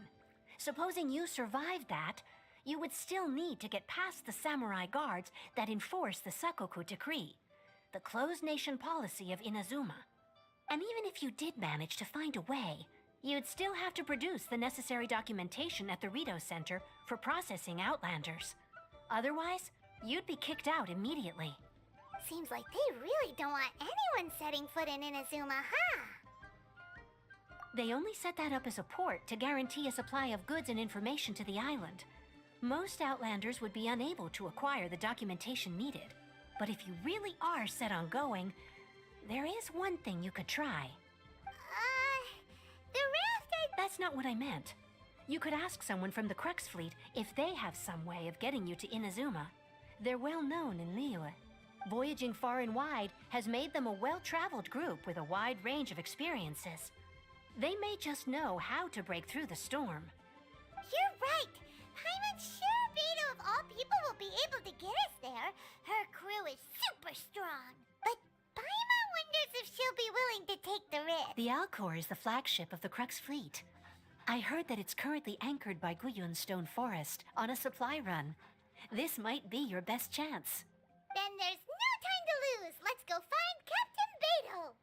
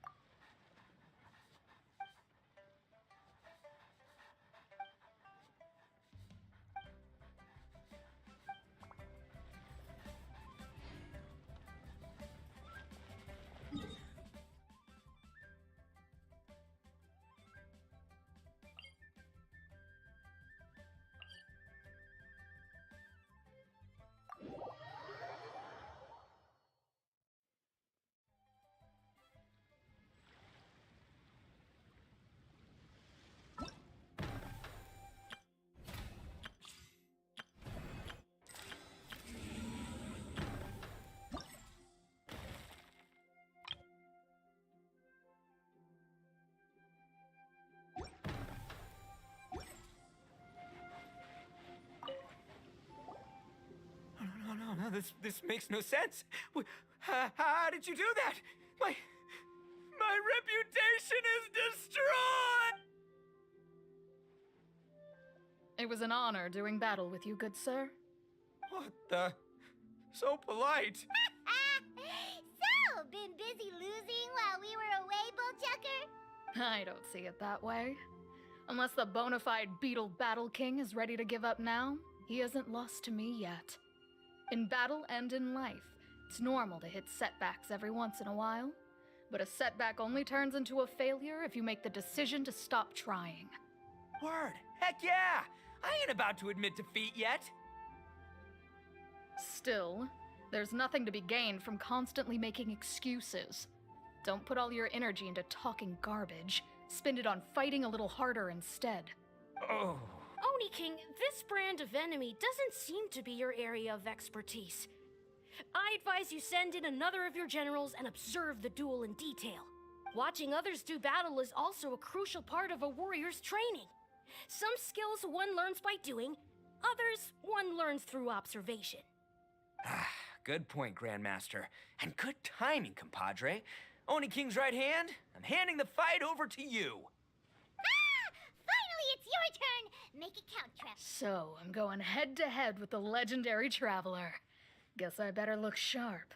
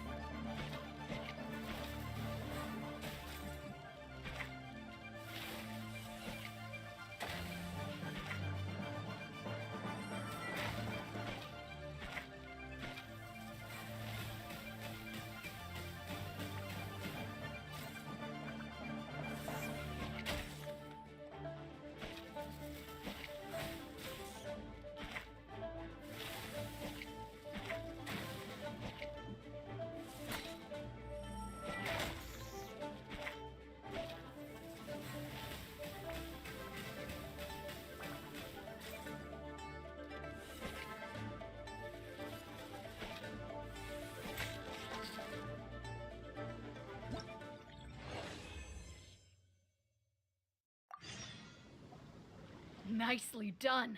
You beat me. I'd go as far as to say that it's an honor to lose against the Traveler. Ah, so that's how you do it. I never would have thought of that. Yep. When you're up against a cunning enemy, you gotta get creative. When your tactics fail, you have to change your point of view. In our journeys far and wide, we often have to think on our feet. Clinging to old methods can never solve the problem, no matter how hard you try. I think Shinobu said something like that once, too.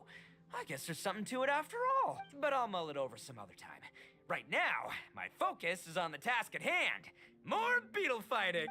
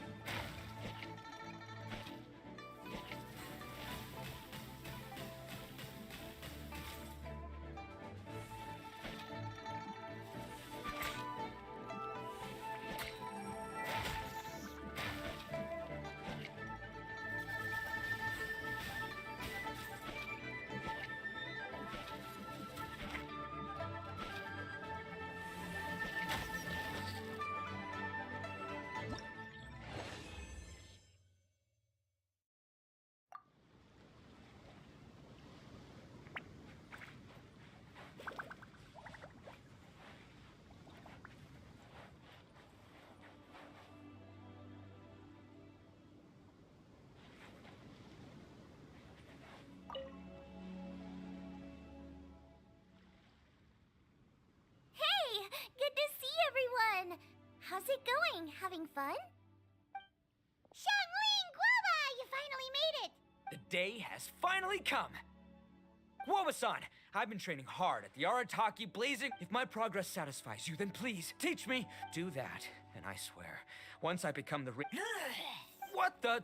Guoba-san got a brand new Oni Kabuto. That does not look normal. Oh, it appears to be not a typical Oni Kabuto shell, but one built of resilient wood. Is it wearing a suit of armor? We told Granny all about your Oni Kabuto boot camp. It really piqued her interest when she heard that Guoba was getting a disciple. As it turned out, a friend of hers had made a whole bunch of gardening and landscaping machines to look after the silk flowers on the terrace. They're called bloom pruners. The bloom pruner can transform into the shape of any creature to blend into its environment. Squirrels, butterflies, finches, you name it. And of course, Oni Kabuto too.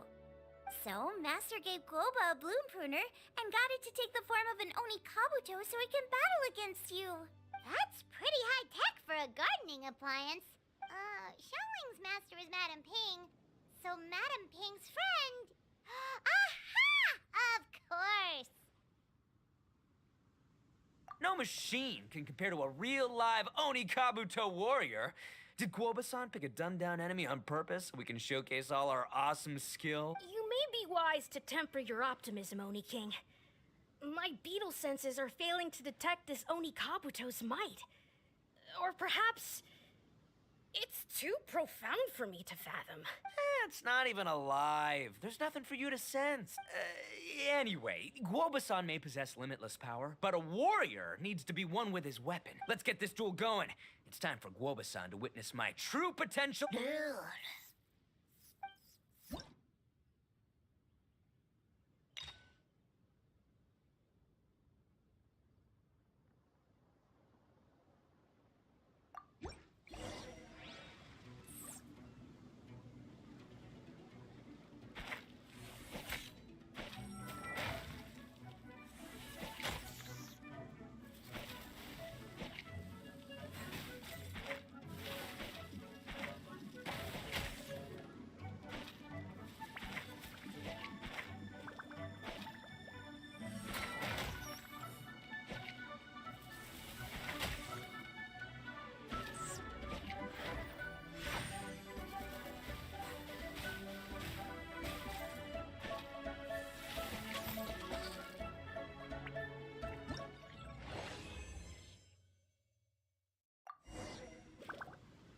Whoa, Bullchucker sure made short work of the Bloom Pruner.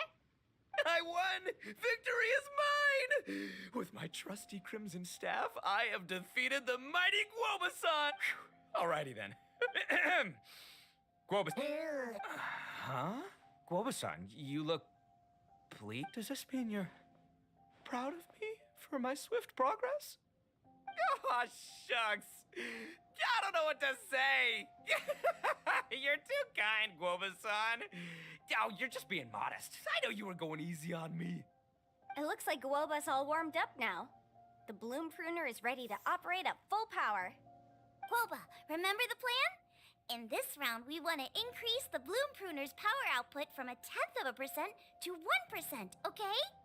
Any higher and you'll risk knocking Ito's Onikabuto out cold. Okay, there it is. Paimon knew something was up.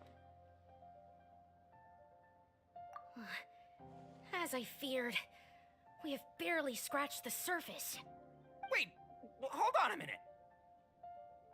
0.1%? As in 0.1%? As in 1/1000th? You've gotta be kidding me. All that was just 1/1000th of its top power? Guoba's a little confused. You did say you wanted to train your Onikabuto to defeat Crystal Tornado, correct? I thought it would go without saying given the size. The Bloom Pruner has to shift rocks the size of casserole dishes, so obviously it has to be pretty strong. Even then, Crystal Tornado is bigger still. It dwarfs me. That's impossible! If we were talking, twice as strong as the last fight, I think I'd have a shot. 10 times, about 1,000 times stronger? When your tactics fail, you have to change your point of view.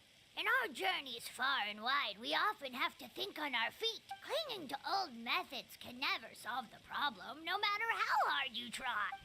Of course, Guoba-san. This is what you've been trying to tell me all along. I gotta study mechanics.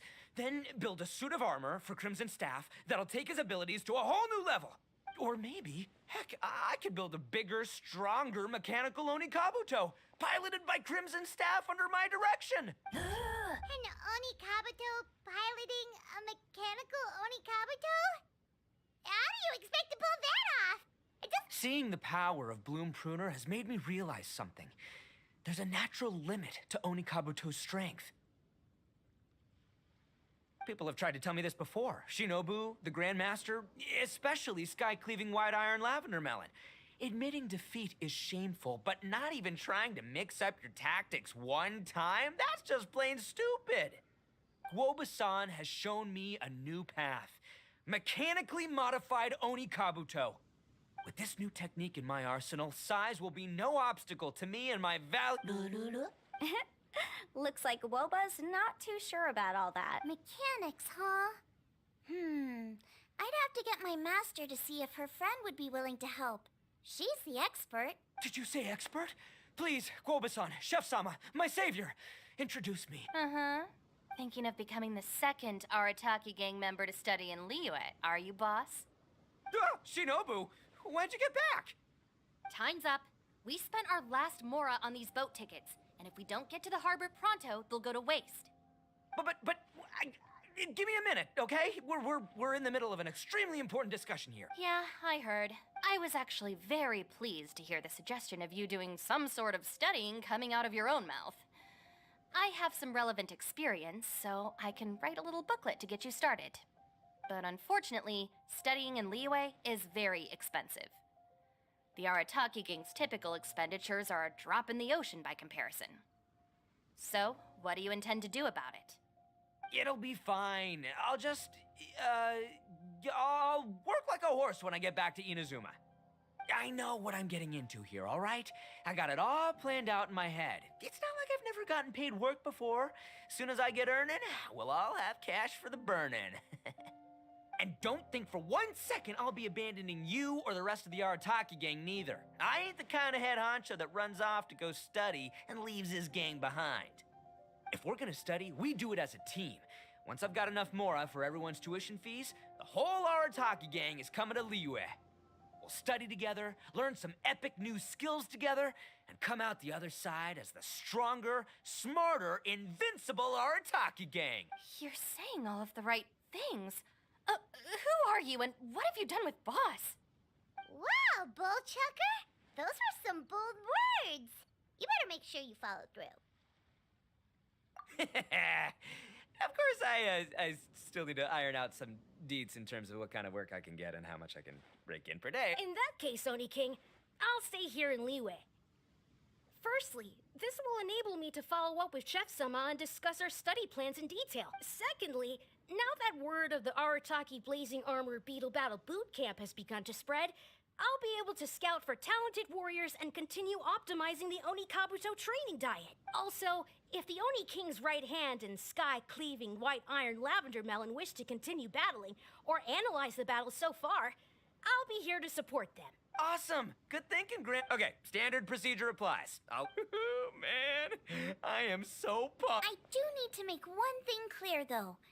I can't promise that we'll be able to talk an Adeptus into taking you on as students. Yenfei and I will do our best, but we'll just have to see how it goes. The great master of whom you speak boasts a skill others can only dream of. Their pride and prestige don't faze us. The important thing is that I, on behalf of the Oni King and the Arataki gang, can find a way to show them we're serious and sincere in our quest to master the mechanical arts.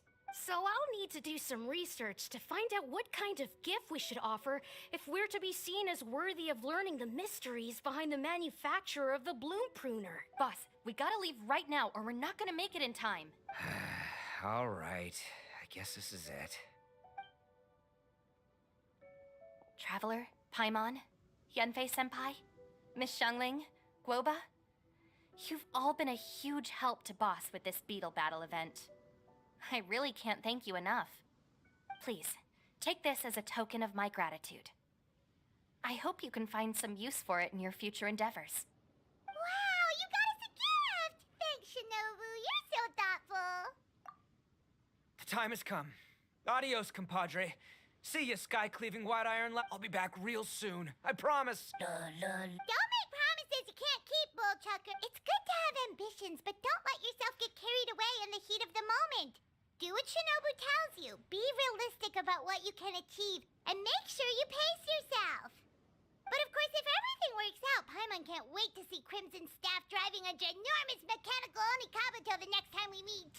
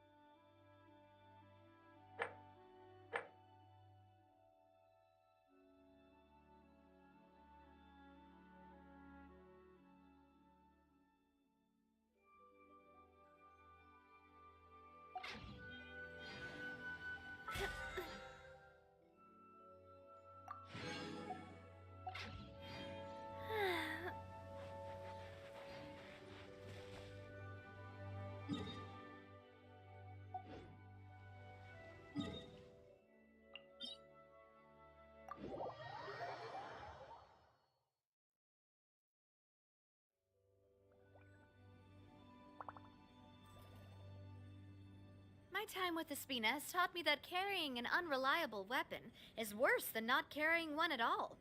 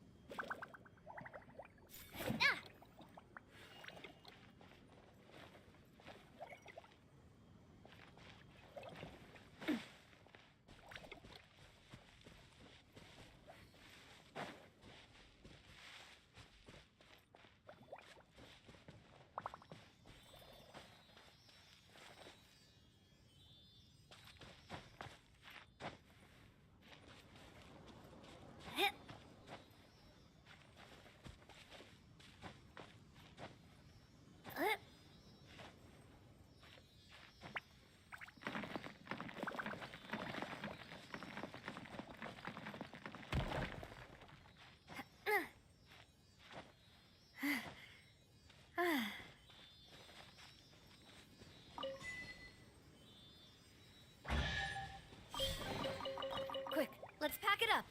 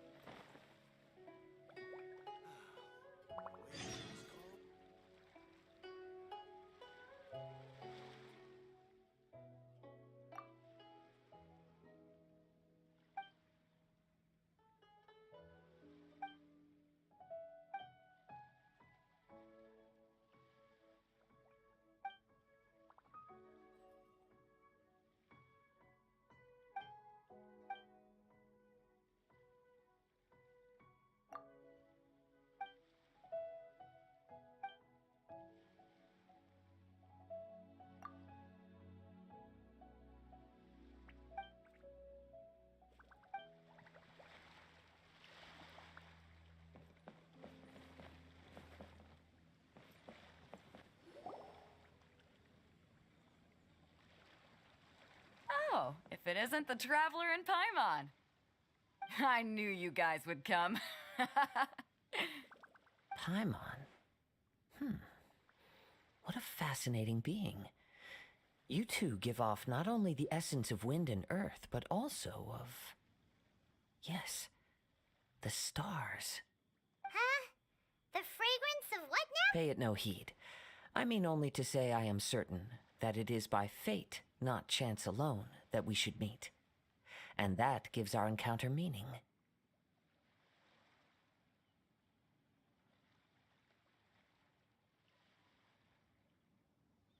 You're not far off, but they go by a different name in Inazuma. I prefer other means of entertainment. This young man is Kaidahara Kazuha, a temporary addition to my crew for reasons I won't bore you with. Occasionally, he opens his mouth and flowers come out instead of words. With this fine ship and the soft sea breeze, would it not be romantically irresponsible of me not to acknowledge it with a line or two of poetry? Well, I can't argue with that. Okay, then. Once the clash is underway, I'll give you a chance to perform. Only if the mood takes me, of course. Poetry for poetry's sake tends to lack meaning. Hey, you don't want to pass this opportunity up too easily, especially seeing as our great hero here might be in attendance. Oh, wait a minute. What's the clash? Also, just to clarify, by great hero, do you mean... Huh? I thought you might be here to sign up. You're telling me you've never even heard of it? The Crux Clash is a martial arts tournament that I hold. There'll be a whole bunch of folks taking part to showcase their talents. There are two important rules. One, competitors must be renowned fighters. We want those with real martial arts ability, not just people taking part for the fun of it. So, you've got nothing to worry about there. I don't think there's anyone out there who hasn't heard of you. Two, You can't take part if you've got a vision. Otherwise, things get a little one-sided. You must be feeling confident, but you might want to watch out. There are a few crouching tigers and hidden dragons lurking around in Liyue. And with Liyue's savior taking part in the tournament, now that's gonna turn a few heads. I think we can expect a healthy turnout this time. But we didn't come here to take part in a martial arts tournament. Well, before you dismiss the idea completely, you might be interested to hear that the prize this time round is particularly sought after. Get this. It's a masterless vision. Supplied by myself, as a matter of fact. If the tournament champion can reawaken that vision, it belongs to them. Is there really such thing as a masterless vision? When a vision bearer dies, the light in their vision will fade away. But the shell that housed that light remains. As for whether this shell has any practical application, well, this remains to be seen.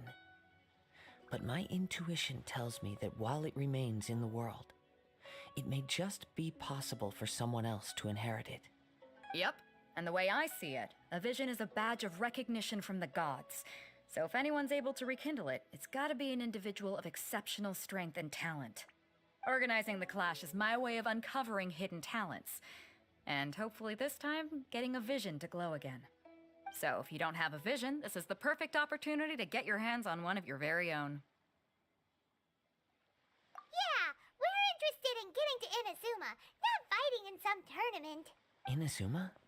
You want to go there? Well, why didn't you say so? Inazuma, no sweat. In that case, if you win the tournament, I'll give you a choice. Masterless Vision, or a ticket to Inazuma aboard the Alcor. Up to you. You just want him to take part in your tournament! What's wrong with that? The more talent we have, the better the tournament will be. I couldn't let a competitor like you fall through the net. What are we gonna do?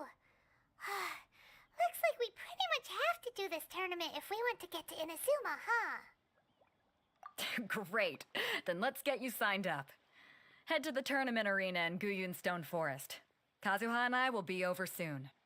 It seems like it will only be a matter of time before the answer is revealed.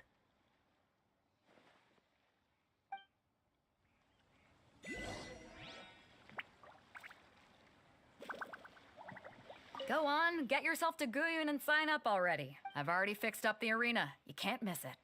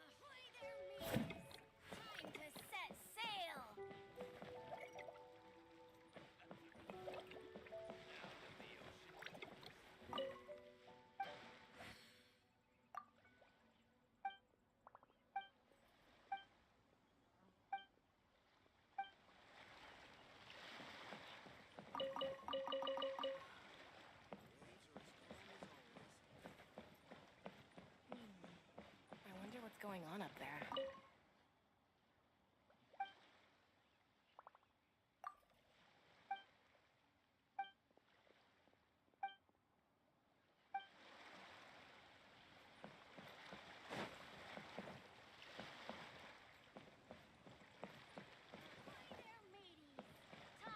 The stock of herbs is running a bit low.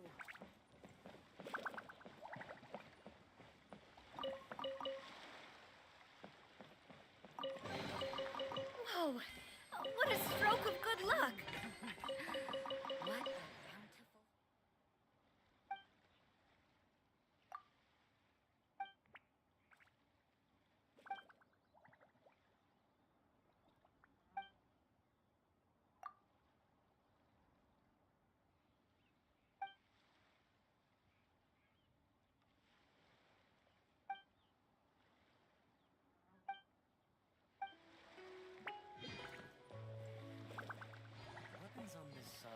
quite well maintained.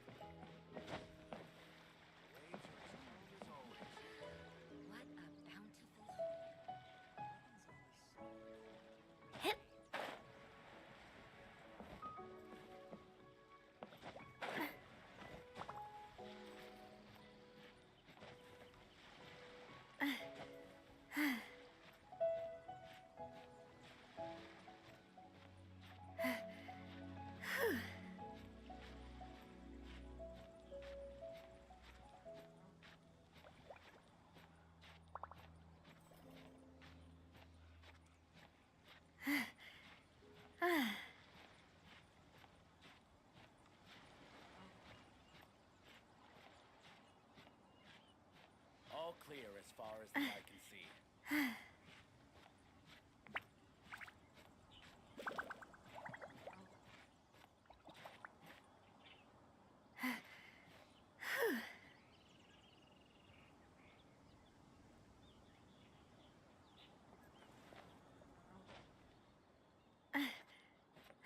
All clear as far as the eye can see.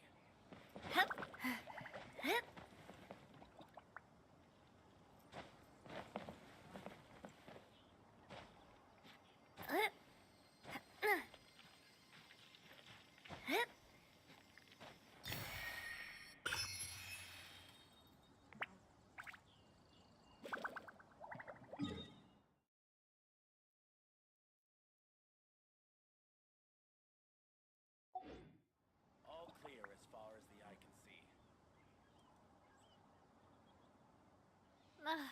I really want to go traveling. I don't mind where we go, as long as I have my friends with me.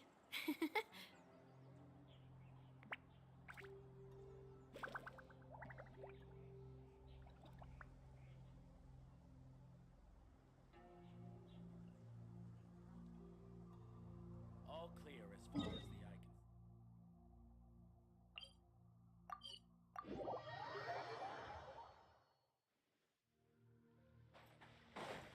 Before we sign up, let's see who the other competitors are.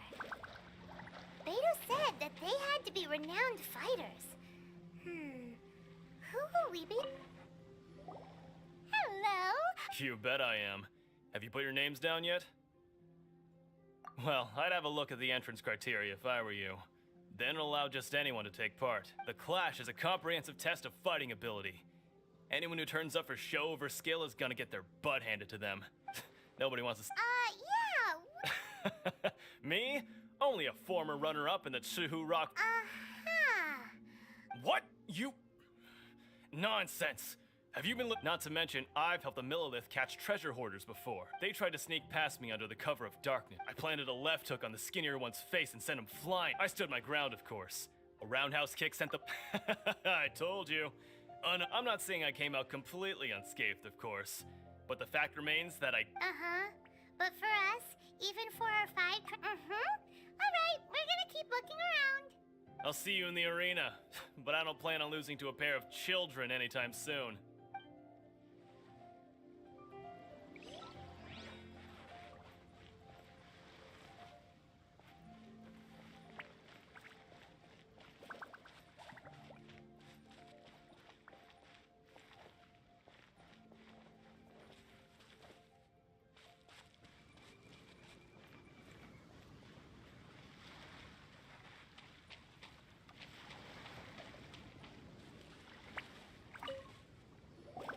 Hey, youngster. If so, seems that... So you're also here? You better believe it. I wouldn't be... For me, obtaining a vision is the final and most important piece. And no. It's not about what I want to do. This is about who I want to be. I am looking to become a perfect person. I know how that sounds, but I've passed every exam I've ever taken. In most people's eyes, I am already the very embodiment of the a vision. You have so much self-confidence. That's not important. I have a contact in the Crux fleet who was happy to vouch for me. So, I've also brought along a bit of an entourage for moral support. Of course, I also put in a few good days' practice. I seem to have gained another fan. Now then, if you don't mind, I need to finish my pre-competition routine. It's not too long now before you'll get to see me in action.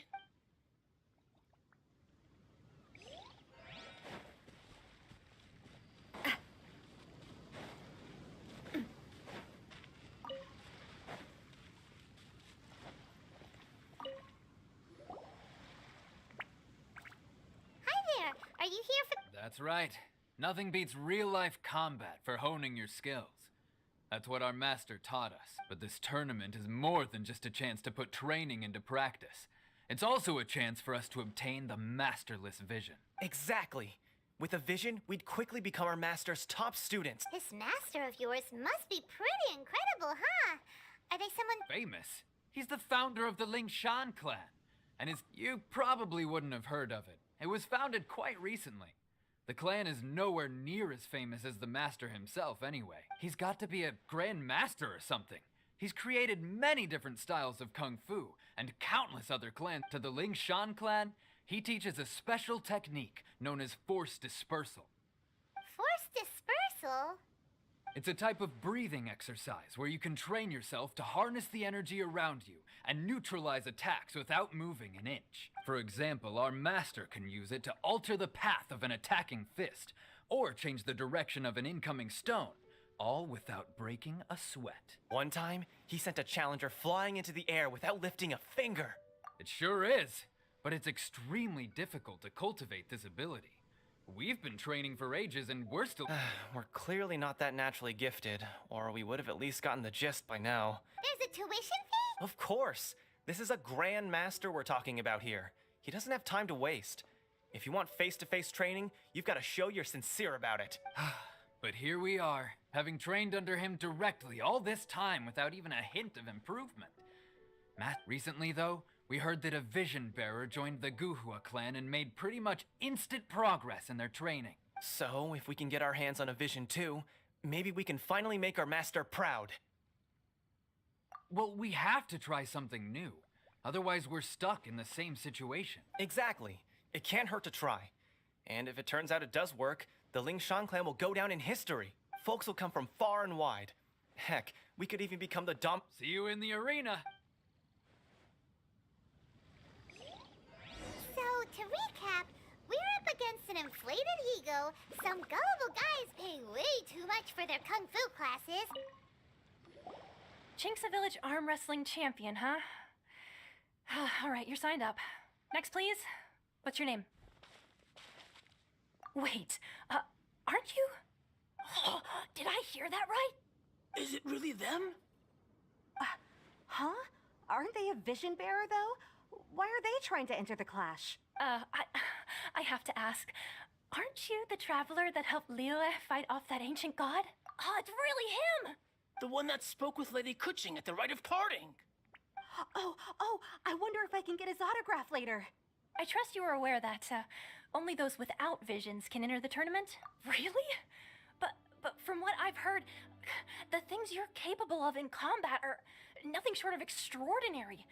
You walk into the most dangerous situations imaginable, face off against all sorts of monsters, even the Fatui, and always come out on top. Yep, he still doesn't have a vision though. See for yourself. My apologies. I didn't mean to be rude. I'm sure a great hero like yourself would have no reason to lie. Now, could I ask you to provide a few claims to fame? It's just a formality for you, of course, but I have to make a record of competitors' achievements as part of the sign-up process. So far, I've got defeated the ancient god Osail, so that's one. Do you have any others? Yeah! Also, don't forget to mention that the previous battles include, but are not limited to, Storm Terror, Dvalin, and Fatui Harbinger Child. Whoa! Might as well declare him the champion already. I wonder if it's too late to withdraw. Okay, that's plenty. Actually, this is the most dazzling track record I've ever seen. By a long shot. Right. Your registration is complete. Now, a brief word about the prize. A great hero such as yourself can surely only be here for one thing. To win the tournament and claim the grand prize, namely, a vision. Oh, we're not here for that. We're here because Captain Beto promised to take us to Inazuma if we win the tournament. There's another prize, too? Oh, first I've heard of it. Beto must have upped the stakes this time to attract top talent. But why would anyone want to go somewhere as dangerous as Inazuma? I see. So, I take it you discussed your terms with Beto in advance, then?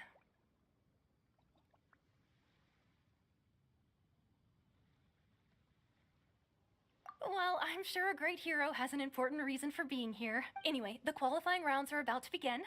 I'll leave you to your preparation. Hey, so Paimon's thinking about that whole no vision bearers rule in this tournament. Even though you don't have a vision, most people in Teyvat think that you can't manipulate the elements without one. So Paimon thinks you probably shouldn't use your elemental abilities during the tournament.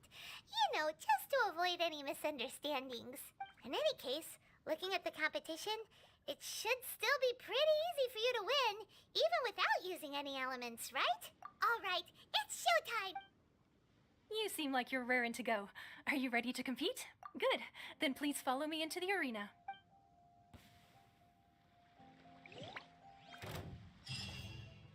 Our next competitor is seen by many as the favorite to win this tournament. His first bout begins now! You? You're the hero they're talking about?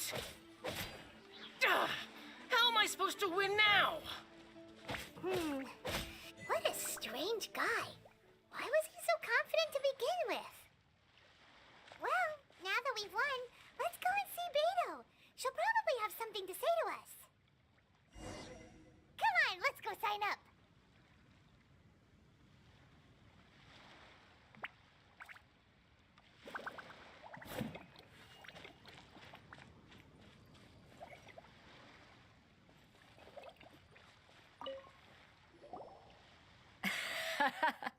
I knew I wouldn't regret introducing you as the favorite. So, what do you think, Kazuha?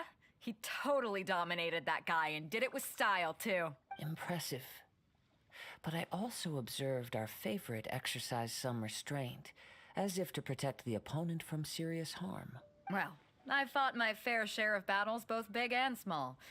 And I say, after the show he put on just now, he's more than convinced me of his ability. So come on. We all know you've got a wide vocabulary in there. Can't you spare a word or two to congratulate our up-and-coming champion? All right. Let me think how to aptly phrase these words of praise. You fought well. All right then. I was thinking your inner poet might want to join in the fun, but I guess I shouldn't put you on the spot like that. You know, a lot of competitors came to me saying how surprised they were that Liyue's hero was entering the tournament. And since you signed up, we've had many others do the same, with more than a few top-tier fighters among them. I'm sure... Well, since everyone sees you as the one to beat, I figure I should start treating you that way too. For one thing, we don't want you wasting all your energy in the early rounds fighting people who are well below your level. Not to mention, you must be itching to fight someone in your league too, right? So, I'm putting you straight through to the semifinals. Huh? But we only just started the qualifiers. Seems like a crazy system if we just skip straight to the semifinals. This is how Captain Beto works. You won't persuade her otherwise. Besides, at your level, you would have made it to the semifinals anyway. Huh. To be fair, Paimon was thinking that too. All right, I'm gonna watch some more of the tournament. If there's any potential contenders for you out there, I want to know who they are and what they're about. We're finally here, folks. The real show is about to begin. The captain seems to have high hopes for this tournament. I have not seen her so excited in quite some time. Your opponent has fought many rounds to get to the semifinals. This makes him a seasoned warrior. You may well be stronger than him, but this should not give you cause to lower your guard. Very well. Show me that you are ready to push through the storm that lies ahead. All right, that's enough chit-chat for now. The audience is waiting. Go find the crew member that signed you up. She'll take you into the arena.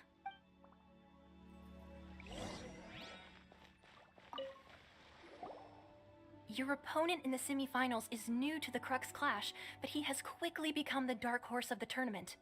I do not doubt your abilities, but I would suggest that you make sure you are fully prepared before you begin. Relax. My guy's at the top of his game. He ain't... Okay, follow me. At last, the moment we've all been waiting for. The semifinals have begun.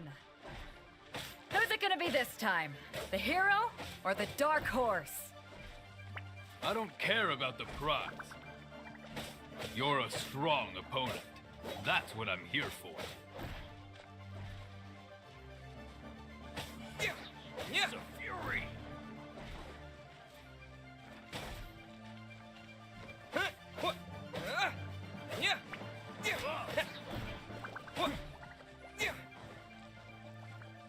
It's a fury.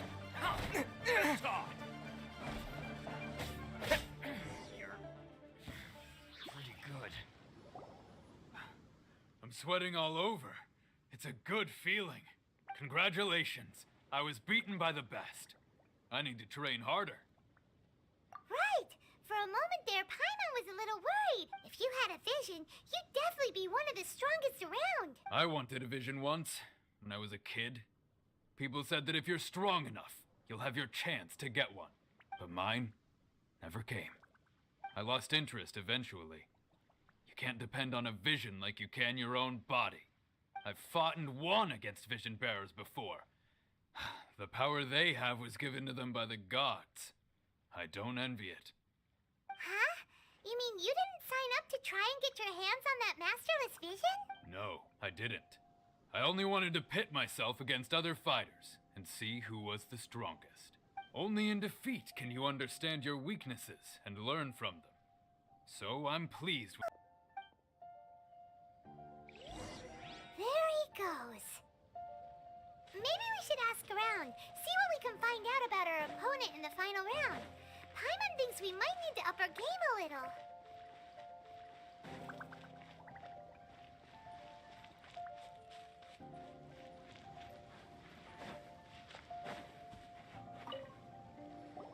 Ah, it's you! I watched your match. What a stunning performance. I myself was eliminated in the third round. Shame. If only I could have advanced one more round. Maybe next time, huh? By the way, do you happen to know who else? Why, yes. He's the same one who defeated me. He is a formidable opponent, quick on his feet and swift to take advantage of his opponent's missteps. I faltered for but a brief moment. But before I knew it, he had me on the floor. Given my stature, I have no fear of squaring off with physically strong opponents. But faced with a nimble, agile opponent such as him, I found myself completely out of my league. Still, I'm sure he'll be no match for you.